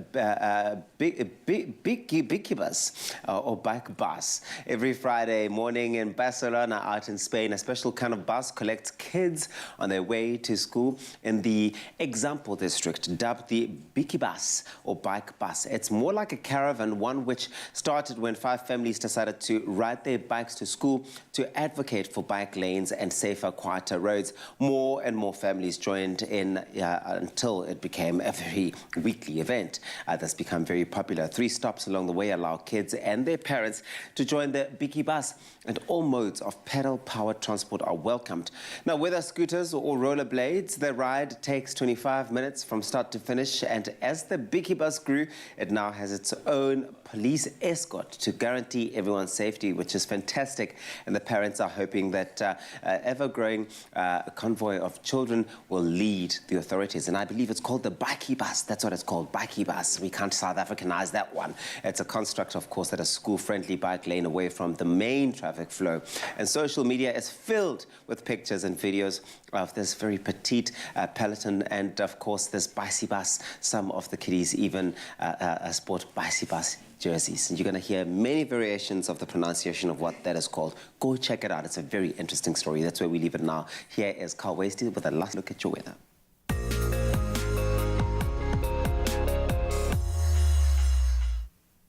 We go from bicey buses, bicky buses or bikey buses, whatever bus you're on, and hopefully it's on the water-saving bus. The Western Cape government has urged residents to continue using water sparingly, even though major dam levels are high. After good winter rains, the average dam levels for the province stand at 81%, while the dams feeding the city of Cape Town are now 98% full. The province's major dam, the Theewaterskloof Dam, stands at 100%. Local Western Cape government spokesperson James Brenstein urged consumers and the public to use water sparingly. He said water was a scarce resource that would remain under pressure in the future.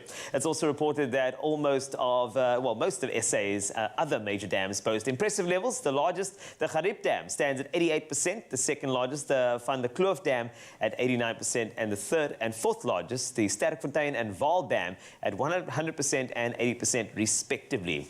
Next, we move from good water news to sunrise views, as we showcase this morning's sunrise photos received from you on the Expresso Facebook page. Thanks for this. Atilia Sasira Mulder from Summer Strand started us off with this bright image as the sun comes up, showing off a little monkey, clearly enjoying the lovely view too. I was surprised that wildlife pitched up in a sunrise photo. Thank you for that. Then Jason Sebastian from Dalpoortshoop in the Northern Cape shared this stunning silhouetted shot as the sky transitions from dark to light, filled with warm hues as the day begins. Miranda Bloch from Plettenberg Bay captured this fantastic and cloudy view overlooking the ocean in an area, and Nikki in Pinelands took this picture. Perfect sunrise, showcasing the spectacular array of colors we have been seeing the last few days during our sunrises and even sunsets.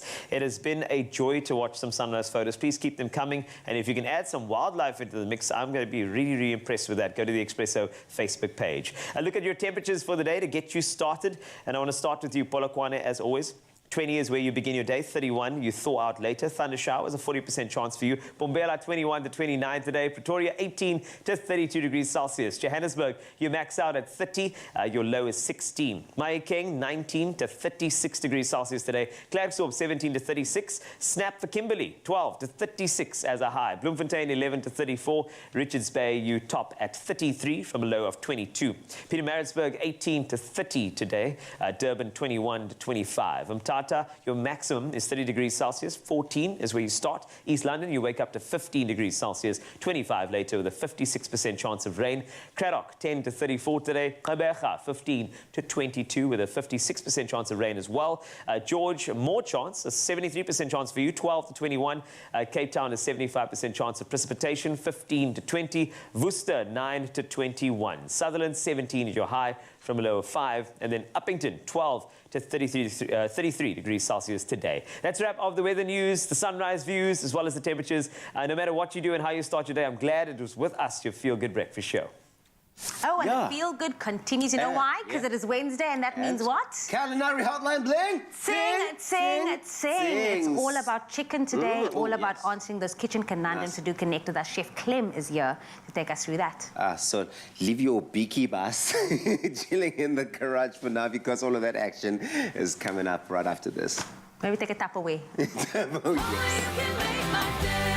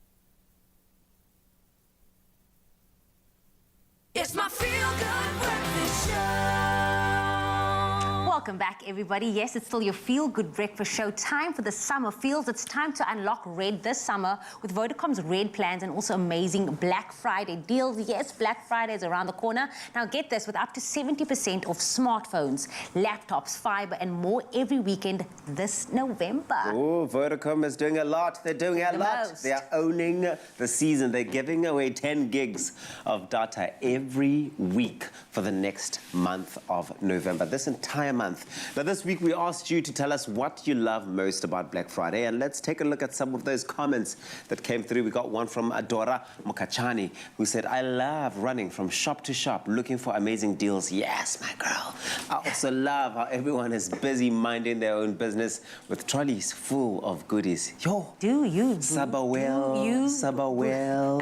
We have another one from John Brown saying, I love the process leading up to it, especially putting all those items in my virtual cart and booking them out on the day. Gives me a sense of achievement. Yeah, when you say click. Yeah. Tick, tick, tick, tick, tick, wish list.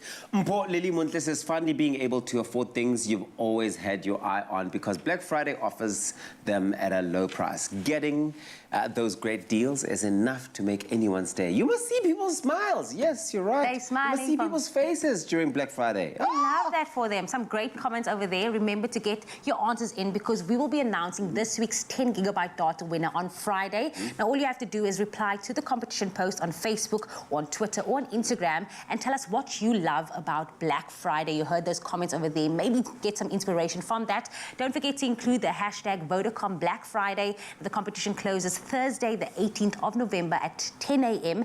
And those terms and conditions can be found on our website, expressoshow.com. I got you a TV last year. Now it's time for you to buy me Still a full 70% waiting for that TV, everybody. off. I'm still waiting for that TV. It's at my house, but I bought it. Unlock Black Friday with Vodacom and get 70% off just for you bundles on the VodaPay app, like 1 gig for R1. Download the VodaPay app and register today. This weekend only. T's and C's apply. Further together. Vodacom. This Italian-style sausage bake is delicious. I had to say it that way because it's important. You're going to love this, all right? Italian-style sausage bake, easy to make. Just pop some bangers in the oven, spend about 10 minutes or so making a tomato sauce, and then just let them cook and sit back and relax and impress some people around you. And the person who just has to sit here to be impressive is Chef Glam. And that's what I just wanted to say to him out loud. All right, now, you and I, we're about to embark on a sausage quest.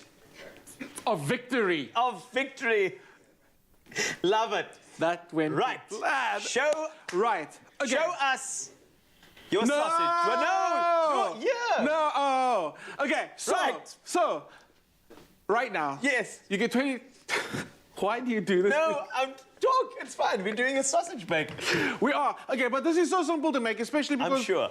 During the week, it's been getting really hectic at the last quarter of the year where there's just so much going on, but we still need to eat, and we want to eat well, right? Yes, indeed, I agree. So, okay, what I've got is I've got a skillet on the heat, a little bit of oil in there. You can do the stovetop, you can do it in the oven. Yeah. I like actually browning the sausage off first on the stovetop before it goes into the oven. So, the reason why this is so important is that traditionally, right, I feel like sausage is always overcooked. Goes so mealy, so dry. I'm just saying, so like, and I'm hoping that this recipe is going to give us that unctuousness and a bit more moisture. Because for some reason, why is it that sausage is not taken seriously in the kitchen or in the like at a braai? Because at a braai, there's moisture in there that's literally trapped and encased. Why are you trying to poke it and prod it?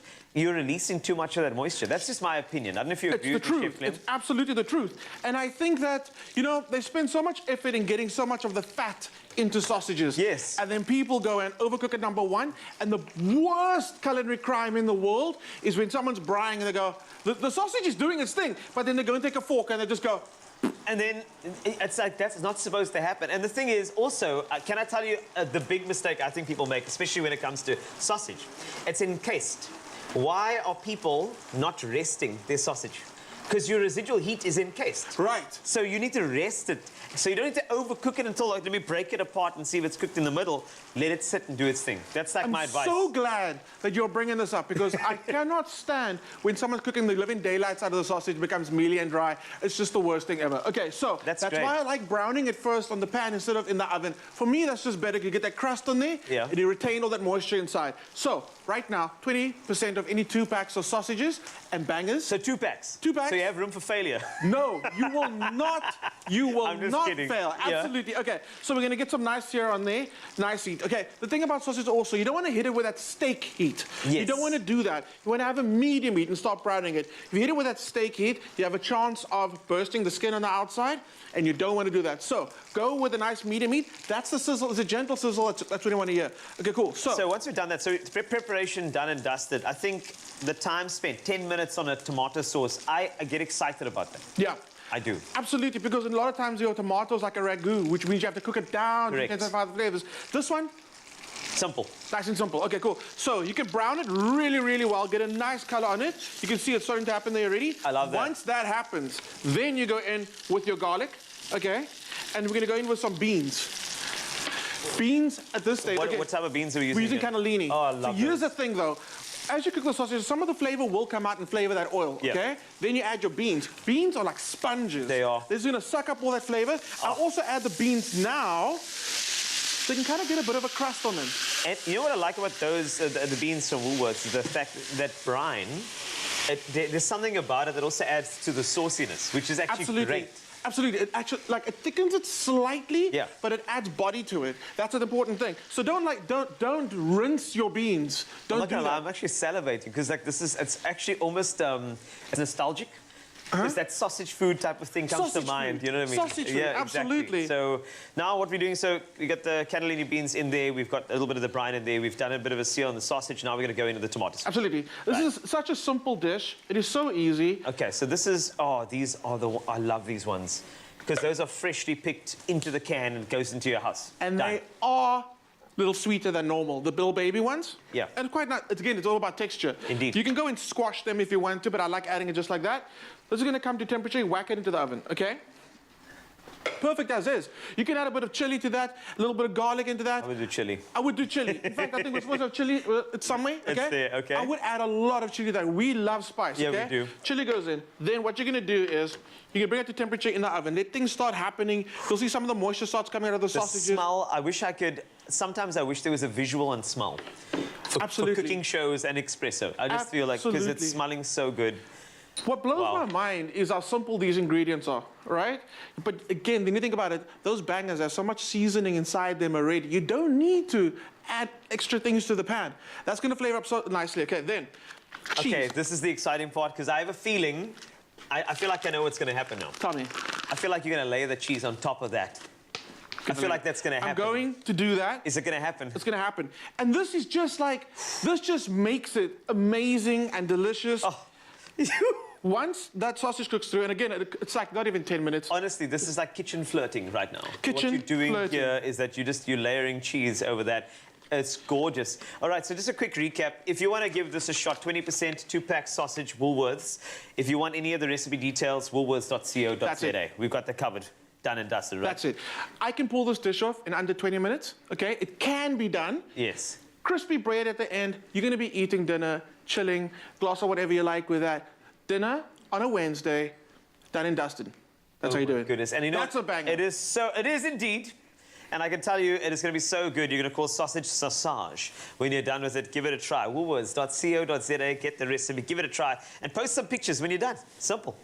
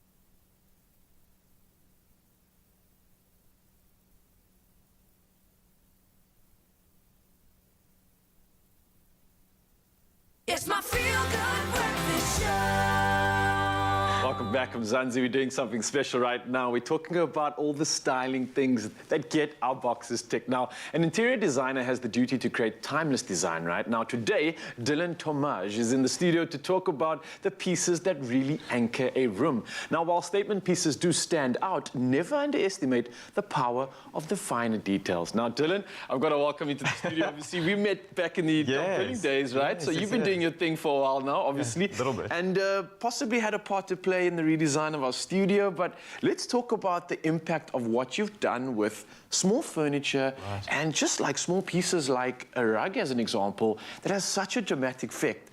How are you doing this? And feed me, man. Educate me, because I want to be styling when I walk in my house. So I want to look the part, you know what I mean? So, and live the part too, right? Yes, exactly. Help me out here, man. Totally. So I think let's start with the rugs. I think that's the best place to start. And I think a rug anchors a space. So when you choose a rug, just make sure that it's a good base, it's durable, and it lets the space talk for itself, where you can just start complementing it with like furniture pieces.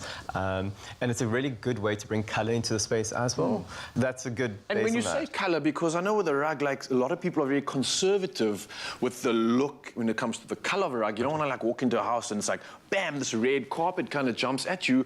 But the world of design and style and ergonomics and everything else has changed quite a bit. Can you be risky with your carpet style, or should you kind of keep it neutral to allow more creation of new looks? It's actually a really good question. So I think with carpets, you can go both. You can go either way. So you can either go very conservative, or you can be really bold with it. Yeah. But if you go really bold, make sure that the furniture that you add to it is a lot more neutral, so it doesn't really clash, and it lives in a more harmonious way. But if you go for a little bit more textured, which is more neutral, then you can add accent colours from scatter cushions like that to add more colour to the space. As we can see. Exactly, surrounded by, right? It really does have a dramatic effect. I mean, the minute I walked into the new studio and this new look, I was like, it had the effect. I was like, wow, like something's changed, but I couldn't really figure out exactly what it is. Exactly. It was this entourage effect, so to speak, and then look around and you notice the finer details, like what's happening on the floor right now. Exactly. What's the idea behind this one that I'm standing on right now exactly? This one, again, was a pop of color, which was really nice, but in an understated way,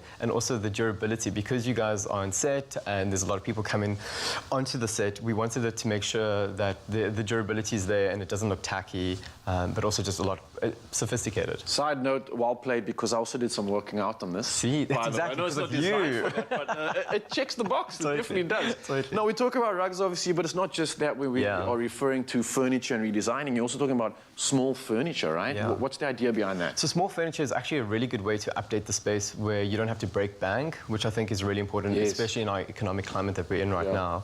And the thing about small furniture pieces is they play on texture, which is really important. So like the coffee tables that we have here, the steel and the stone, it's such a simple, sophisticated way to enhance the way you live, and also becomes more functional. So you can move it around. So, you know, like when you're on the couch watching a movie. I can just bring one exactly, over here right? and chop my food or Precisely. something.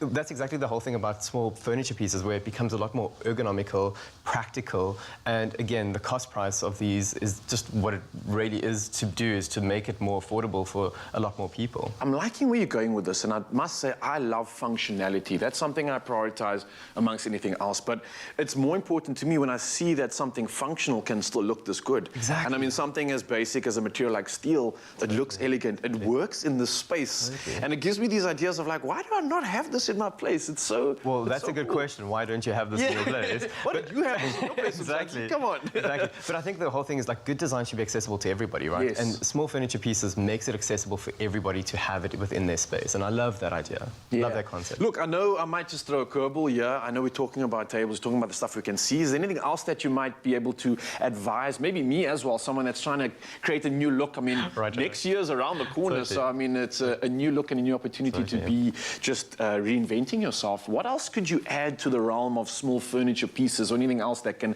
kind of create that pizzazz effect, you know? Well, the drinks trolley, I think, is a great way to do that. Okay, all right. Precisely. So, and I think what's really lovely about the drinks trolley is it's multifaceted. You can move it around. If you have a dinner party, you can move it over to the dinner table, or if you're having people around for a cocktail party, you can just move it around to the living space, and it becomes quite a nice way to interact with people as well, because you can serve from there, and it adds that adds that pizzazz, as you just I'm said. just thinking to myself, imagine I walked in with like a nice, well, actually with a shirt like this on and a tie. You really look the part. Welcome to my humble abode. Drinks, anyone? But it has an elegant feel to it. I mean, we've been on the show having this around as well, and it does create this like sort of homey feel, but at the same time, it just looks good. It looks like practical, and it's not just an ornament. Again, it goes back to good design being accessible to everybody, right? Just the simplicity of the metal, the size of it, it just is so divine. Oh, Dylan, man, I can't thank you enough for coming through. You're schooling me, and I think the rest of Mzansi as well, when it comes to redefining your look in the house as well. It's not just about you, but the space you play in. So important. And that's what I absolutely love. So thank you so much for today, man. It's been an absolute pleasure. Good to see you again. You too. Now, with a rug and a small piece of furniture, you can change that whole dynamic of your home's interior. Now, why wait for Black Friday to spoil yourself with your favorite rug or coffee table? Why? Because you can get 25% off all rugs and small furnitures at Woolworths if you shop between now, yes, that's right now, and the 29th of November 2021. Now, you can shop this deal in-store, online, and on the app. And, of course, your T's and C's do apply.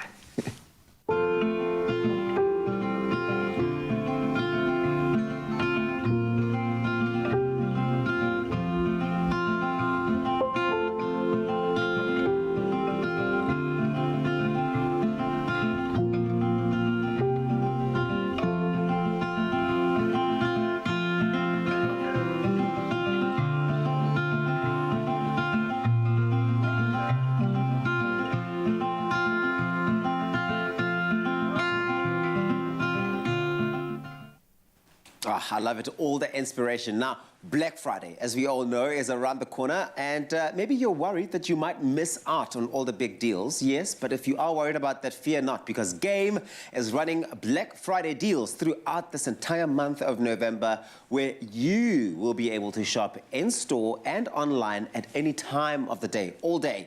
Graham went into the store and found out more about these amazing extended Black Friday offerings. Let's watch this.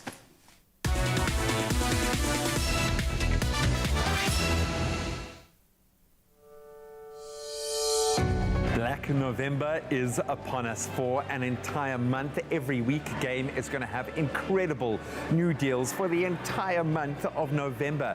Sounds too good to be true? Well, you better believe it. In fact, I'm here at the Canal Walk Game store to learn a bit more about these extended Black Friday deals, as amazing as they are, and yes, probably do a little bit of early Christmas shopping.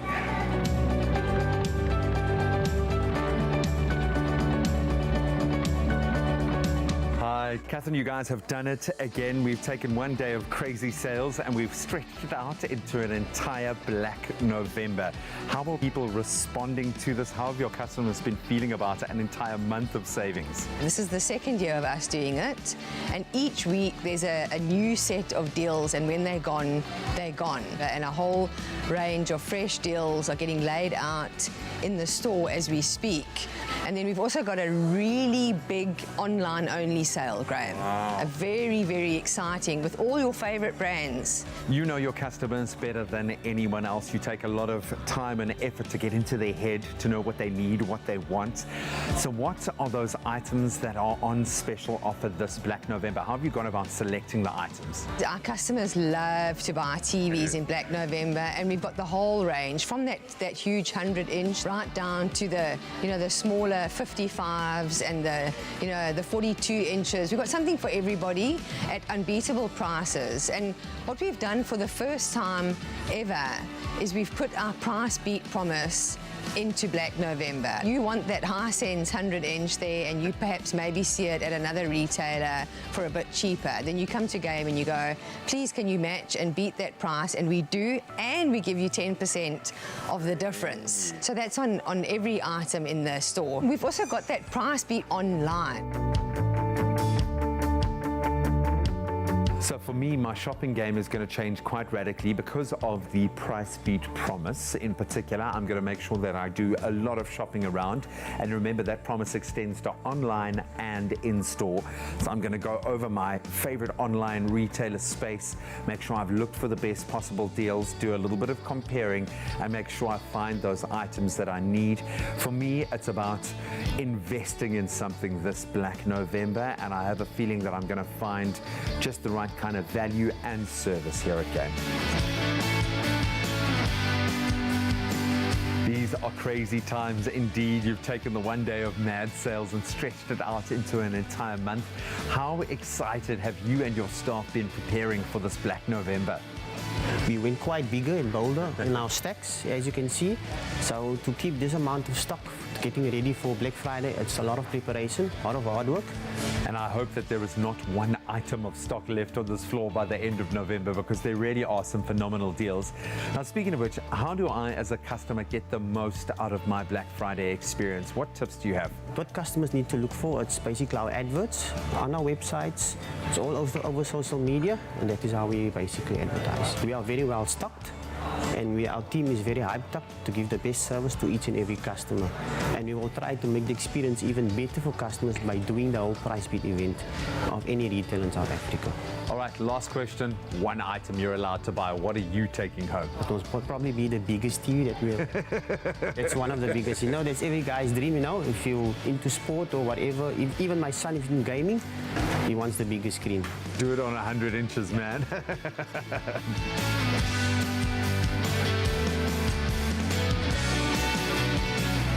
Retail reimagined. I love the fact that you have made massive strides in the online space, but you haven't stopped paying attention to that in-store experience. And what does retail reimagined mean for the customer? Even if you are getting a large appliance on Black November at an unbeatable deal, you want to know a few things. First of all, you want to know different ways to pay for that item. So you could put it on lay-by, and for the first time ever, it's a 0% deposit on lay-by. We've also got amazing credit terms for customers, but further than that, there's a few other things that you need as a customer. The first is you want to know when the stock's going to be delivered to your house. The second thing is you might want to have some installations done, and Game will come and help you with that. So we've got a tech squad zone, and their customers buying laptop, printer, cartridges, cell phone, and they just need a little bit of help. They're available, they're the tech squad, and they can help customers with that immediately in store. And then finally, we've also got warranties. You know, you've spent that money on that big purchase, that big double-door fridge, and you want to know how long is the warranty going to last for? Can I extend that warranty? And that is very important in an in-store experience. That's where you get the magic of Game. The Black Friday shopping experience, which has now been extended to a full Black November, I think has changed quite radically in store. You can definitely feel that they are jam-packed. They have loaded the store with product to ensure that they can meet the demand. Just on a brief sweep, the prices are incredible. And it's not just in one area like tech, but they've gone right across the board. I mean, even in babies, you can find nappies at an unbelievable price. There's literally something for everyone. I think it's also exciting to prepare for recreational things for the upcoming festive. Yeah. We've got toys, we've got games, we've got Bluetooth speakers, we've got gaming, we've got the TVs, and we've got wonderful groceries and the best chocolate and biscuit range ever. Fun things ready for the festive season now at Game. Game is literally changing the way that we operate within our favorite stores this Black November. An entire month of savings. Talking about the store layout, the extensive range of products that price beat promise, and the customer service before and after you've made your purchase, and so much more. All that's left for me now, I suppose, is to fill my trolley.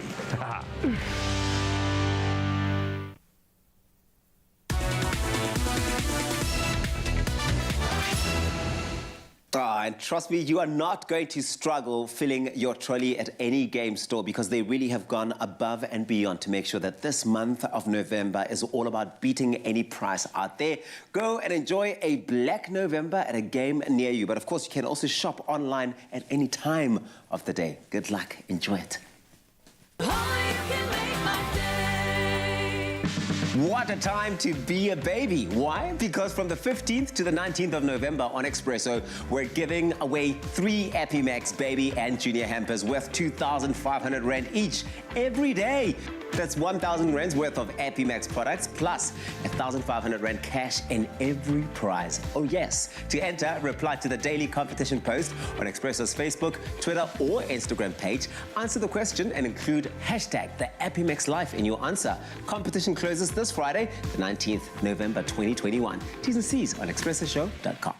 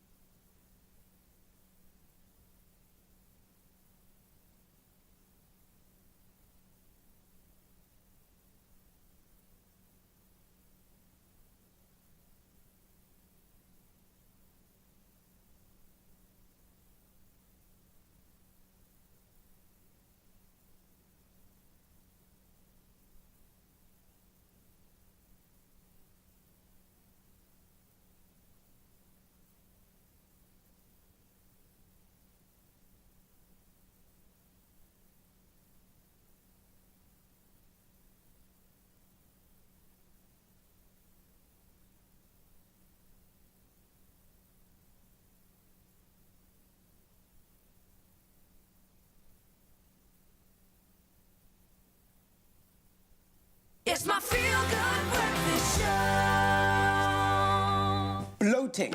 Wow, just right It's like straight onto it. Bloating. Because that's what happens, is that it really just like hits you. Welcome back, guys. But let's talk about this. It's very serious.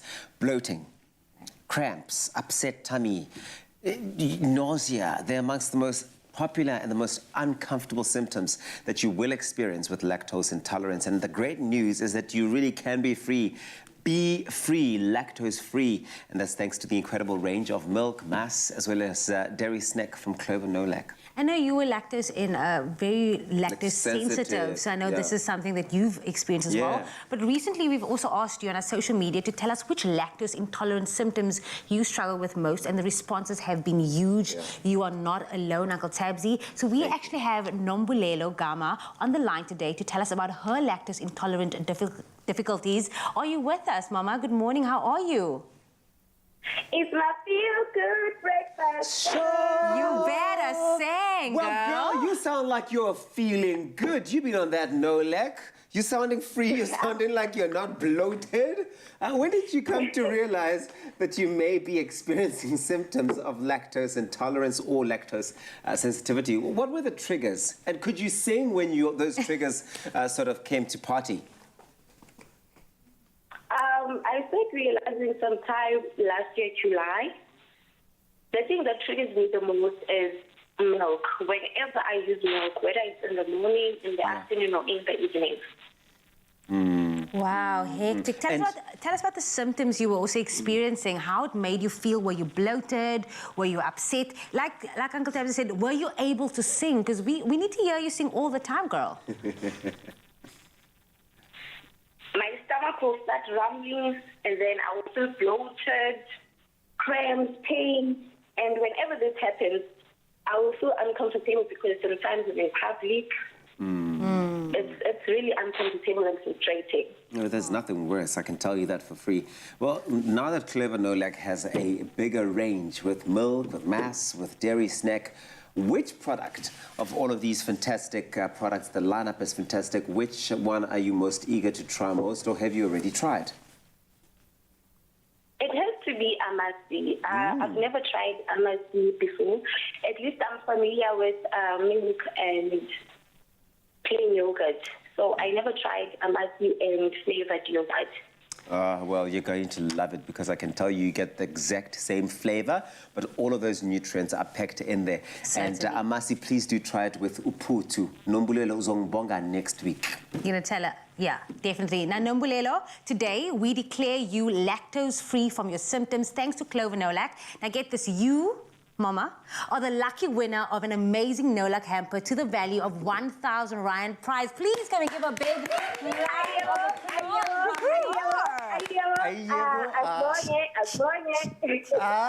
Asbonge. So Nambulelo, have you got any delicious ideas in mind? I mean, I already gave you one suggestion of the mass with uputu, but how are you going to be making use of your no-lack range in your meals? What recipes have you got lined up? Hey, I'm not good in cooking. Grandmother will see what she can do for me. That's okay. I just needed to end it off with a feel-good breakfast show note again, just because. Come, there we go. Sing. It's your...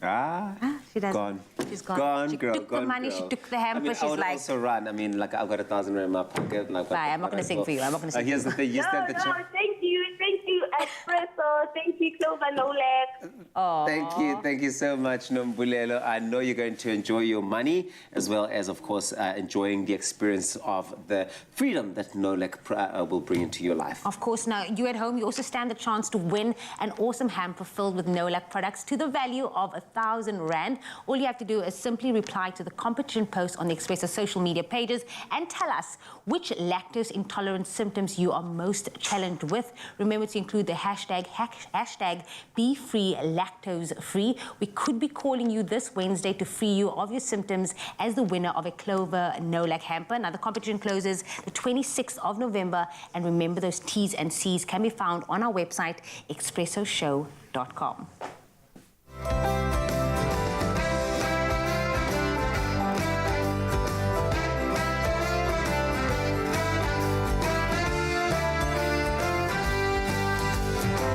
Made with love by Clover. You know what time it is? It is a special time. It is another edition of the Culinary Hotline Bling! Ting, ting, ting!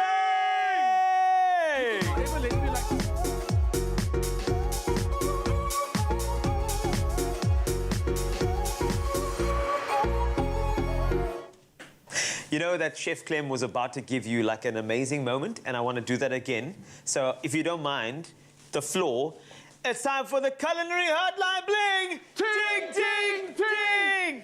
No, don't. Okay, that's what you wanted to do. I didn't want to do cut, because my question was, everything we can do this thing where like, we go ting, ting, ting, like actually like break plates, like the Greeks do on the floor. Yes. Because that's the energy that we feel when we're about it.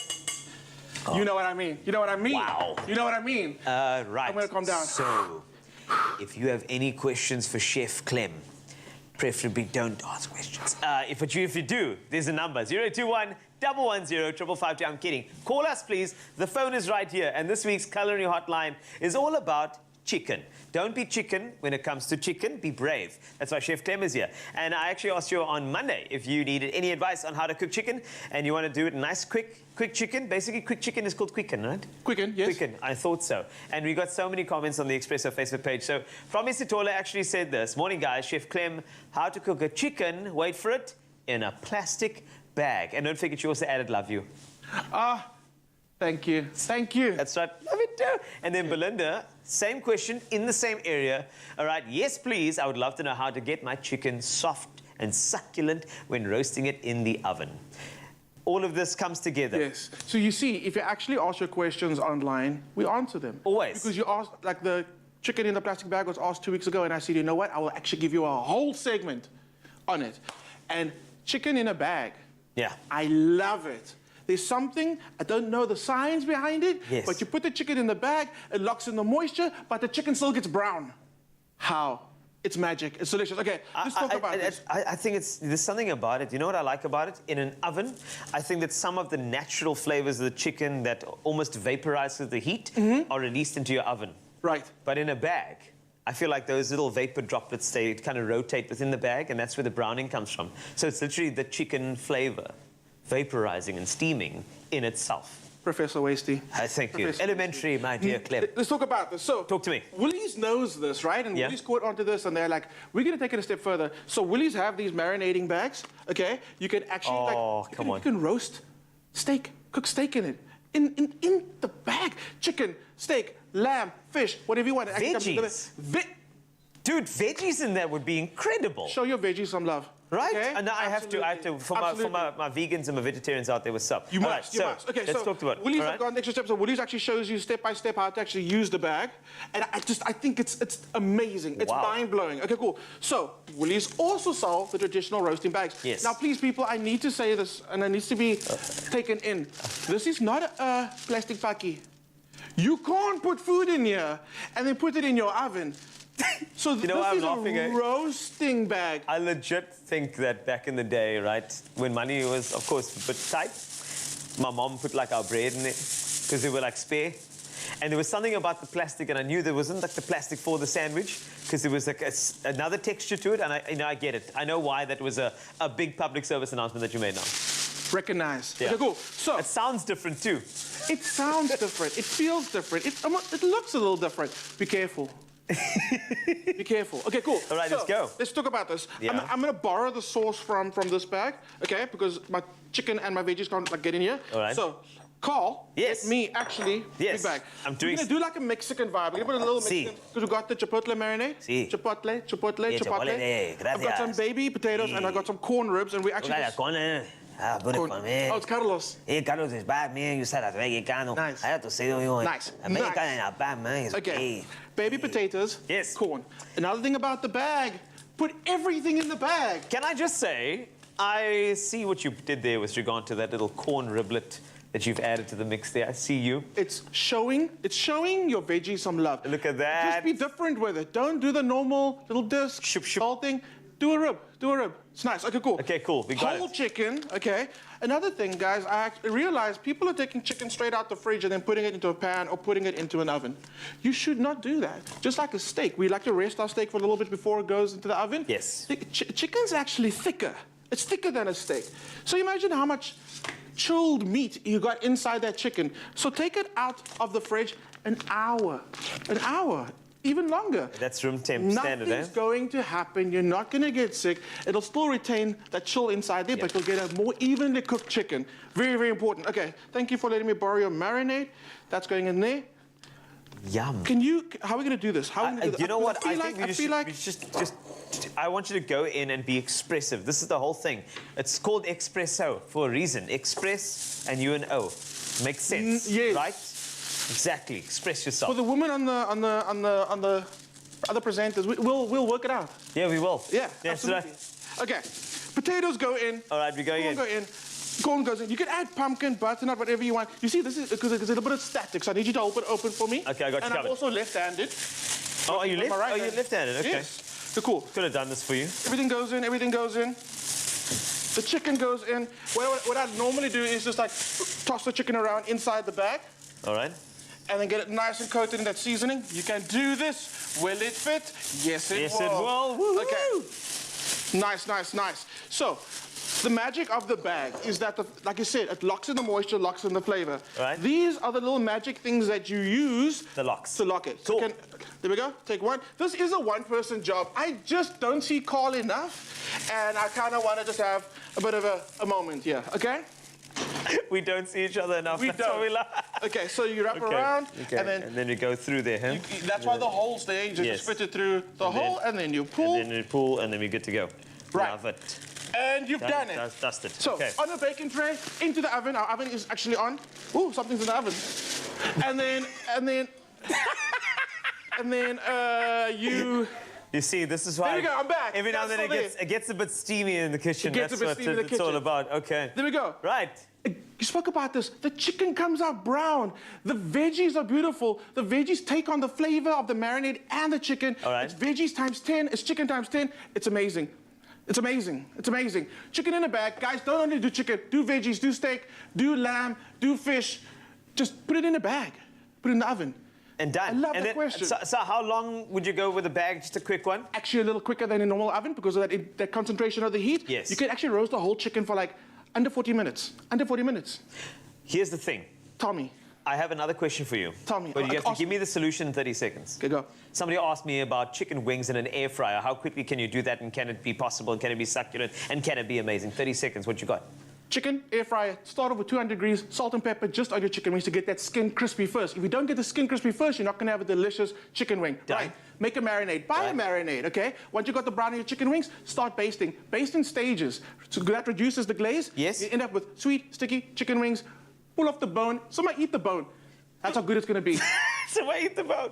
Oh my, it's like that. That was from Sharon Hanslow and Gary Okamp, who actually asked that question around that. So that's all we got time for. And then, of course, the marinade, I see, let's go a quick one, because we've got all the recipes on expressoshow.com. But you got the soy, honey, chili, garlic, ginger. Mix it up. That's it. You don't need to get fat. That's it. Love it. That's it.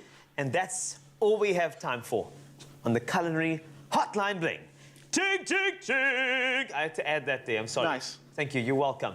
Thank you so much for being a part of that. And also, thanks for the questions. If you have any other questions for Chef Glam, I want you to ask them on the Expresso Facebook page. And make sure you get all the recipes and all the hacks that we got for you on expressoshow.com. Love you.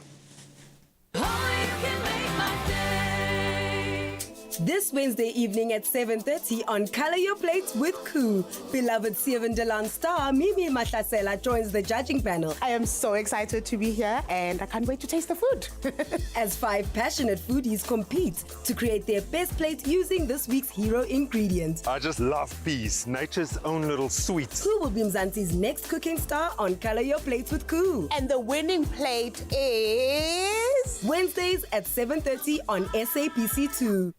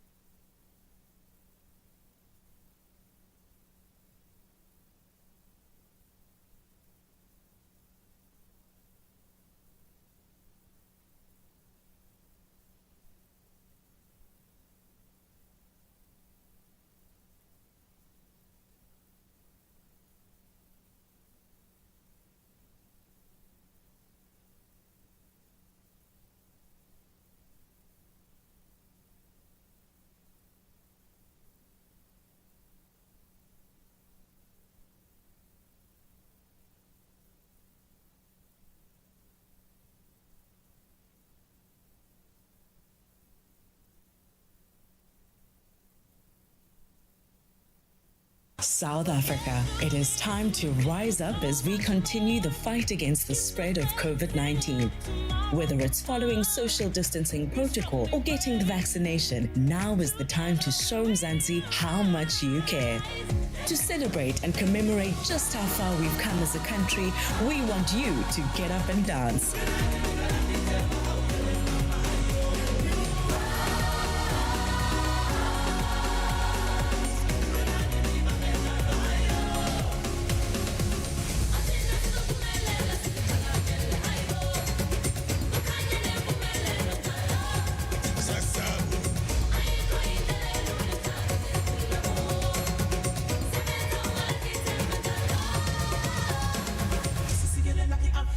It's time for all South Africans, young and old, to share in the joy as we embark on a journey to a COVID-free world. For some, it will be a dance of remembrance, a dance of survival for others, and a dance of hope for many, but a dance of fun for all.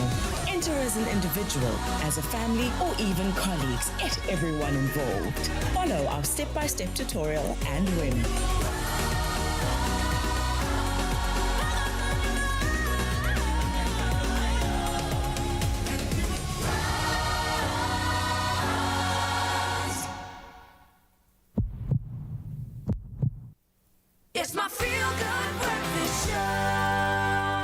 Welcome back to it, your Feel Good Breakfast Show, you gorgeous people. Yes, just a few more minutes to go before we say goodbye to you, but not before we give you one more song. We're back once more on the Expresso stage for, yes, one more song from singer and songwriter Gia McKay. She is so mightily talented, and it's by one of her musical idols, Adele, and it's currently heating up all the charts over here, over there, everywhere, and it's called Easy on Me. Gia, do you think?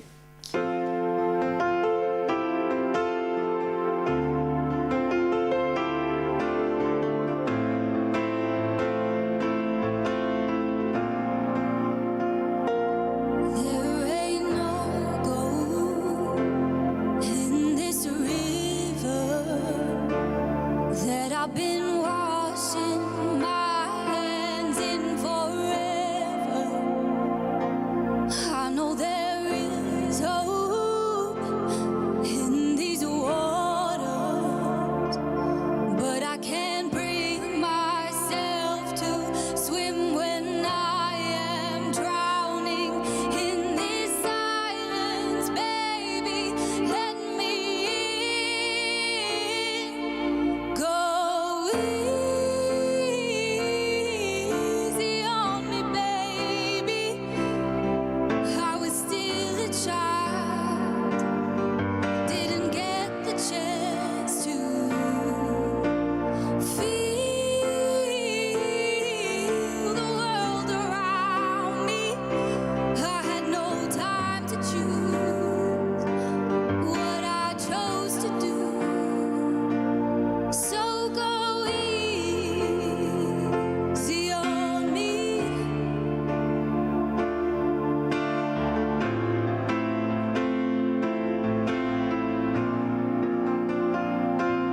There ain't no room for things to change when we are both so deeply stuck in our ways. You can't deny how hard I've tried. I changed who I was to put you both first, but now I give up.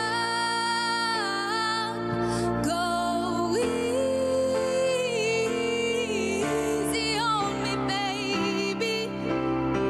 I was still a child, didn't get the chance to feel the world around me. I had no time to choose what I chose to do. So go easy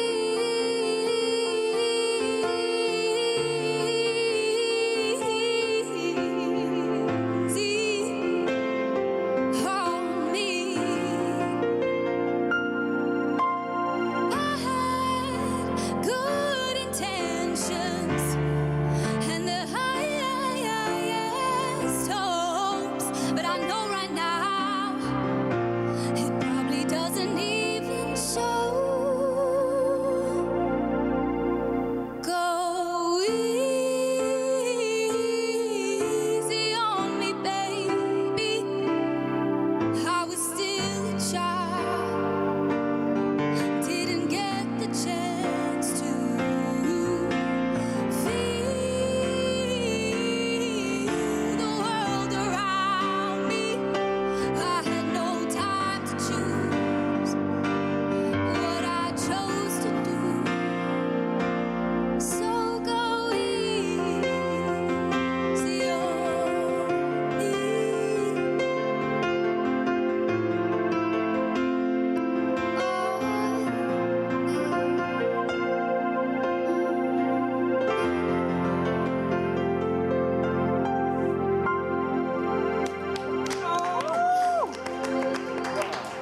How does she do it? Wonderful. How does she do it?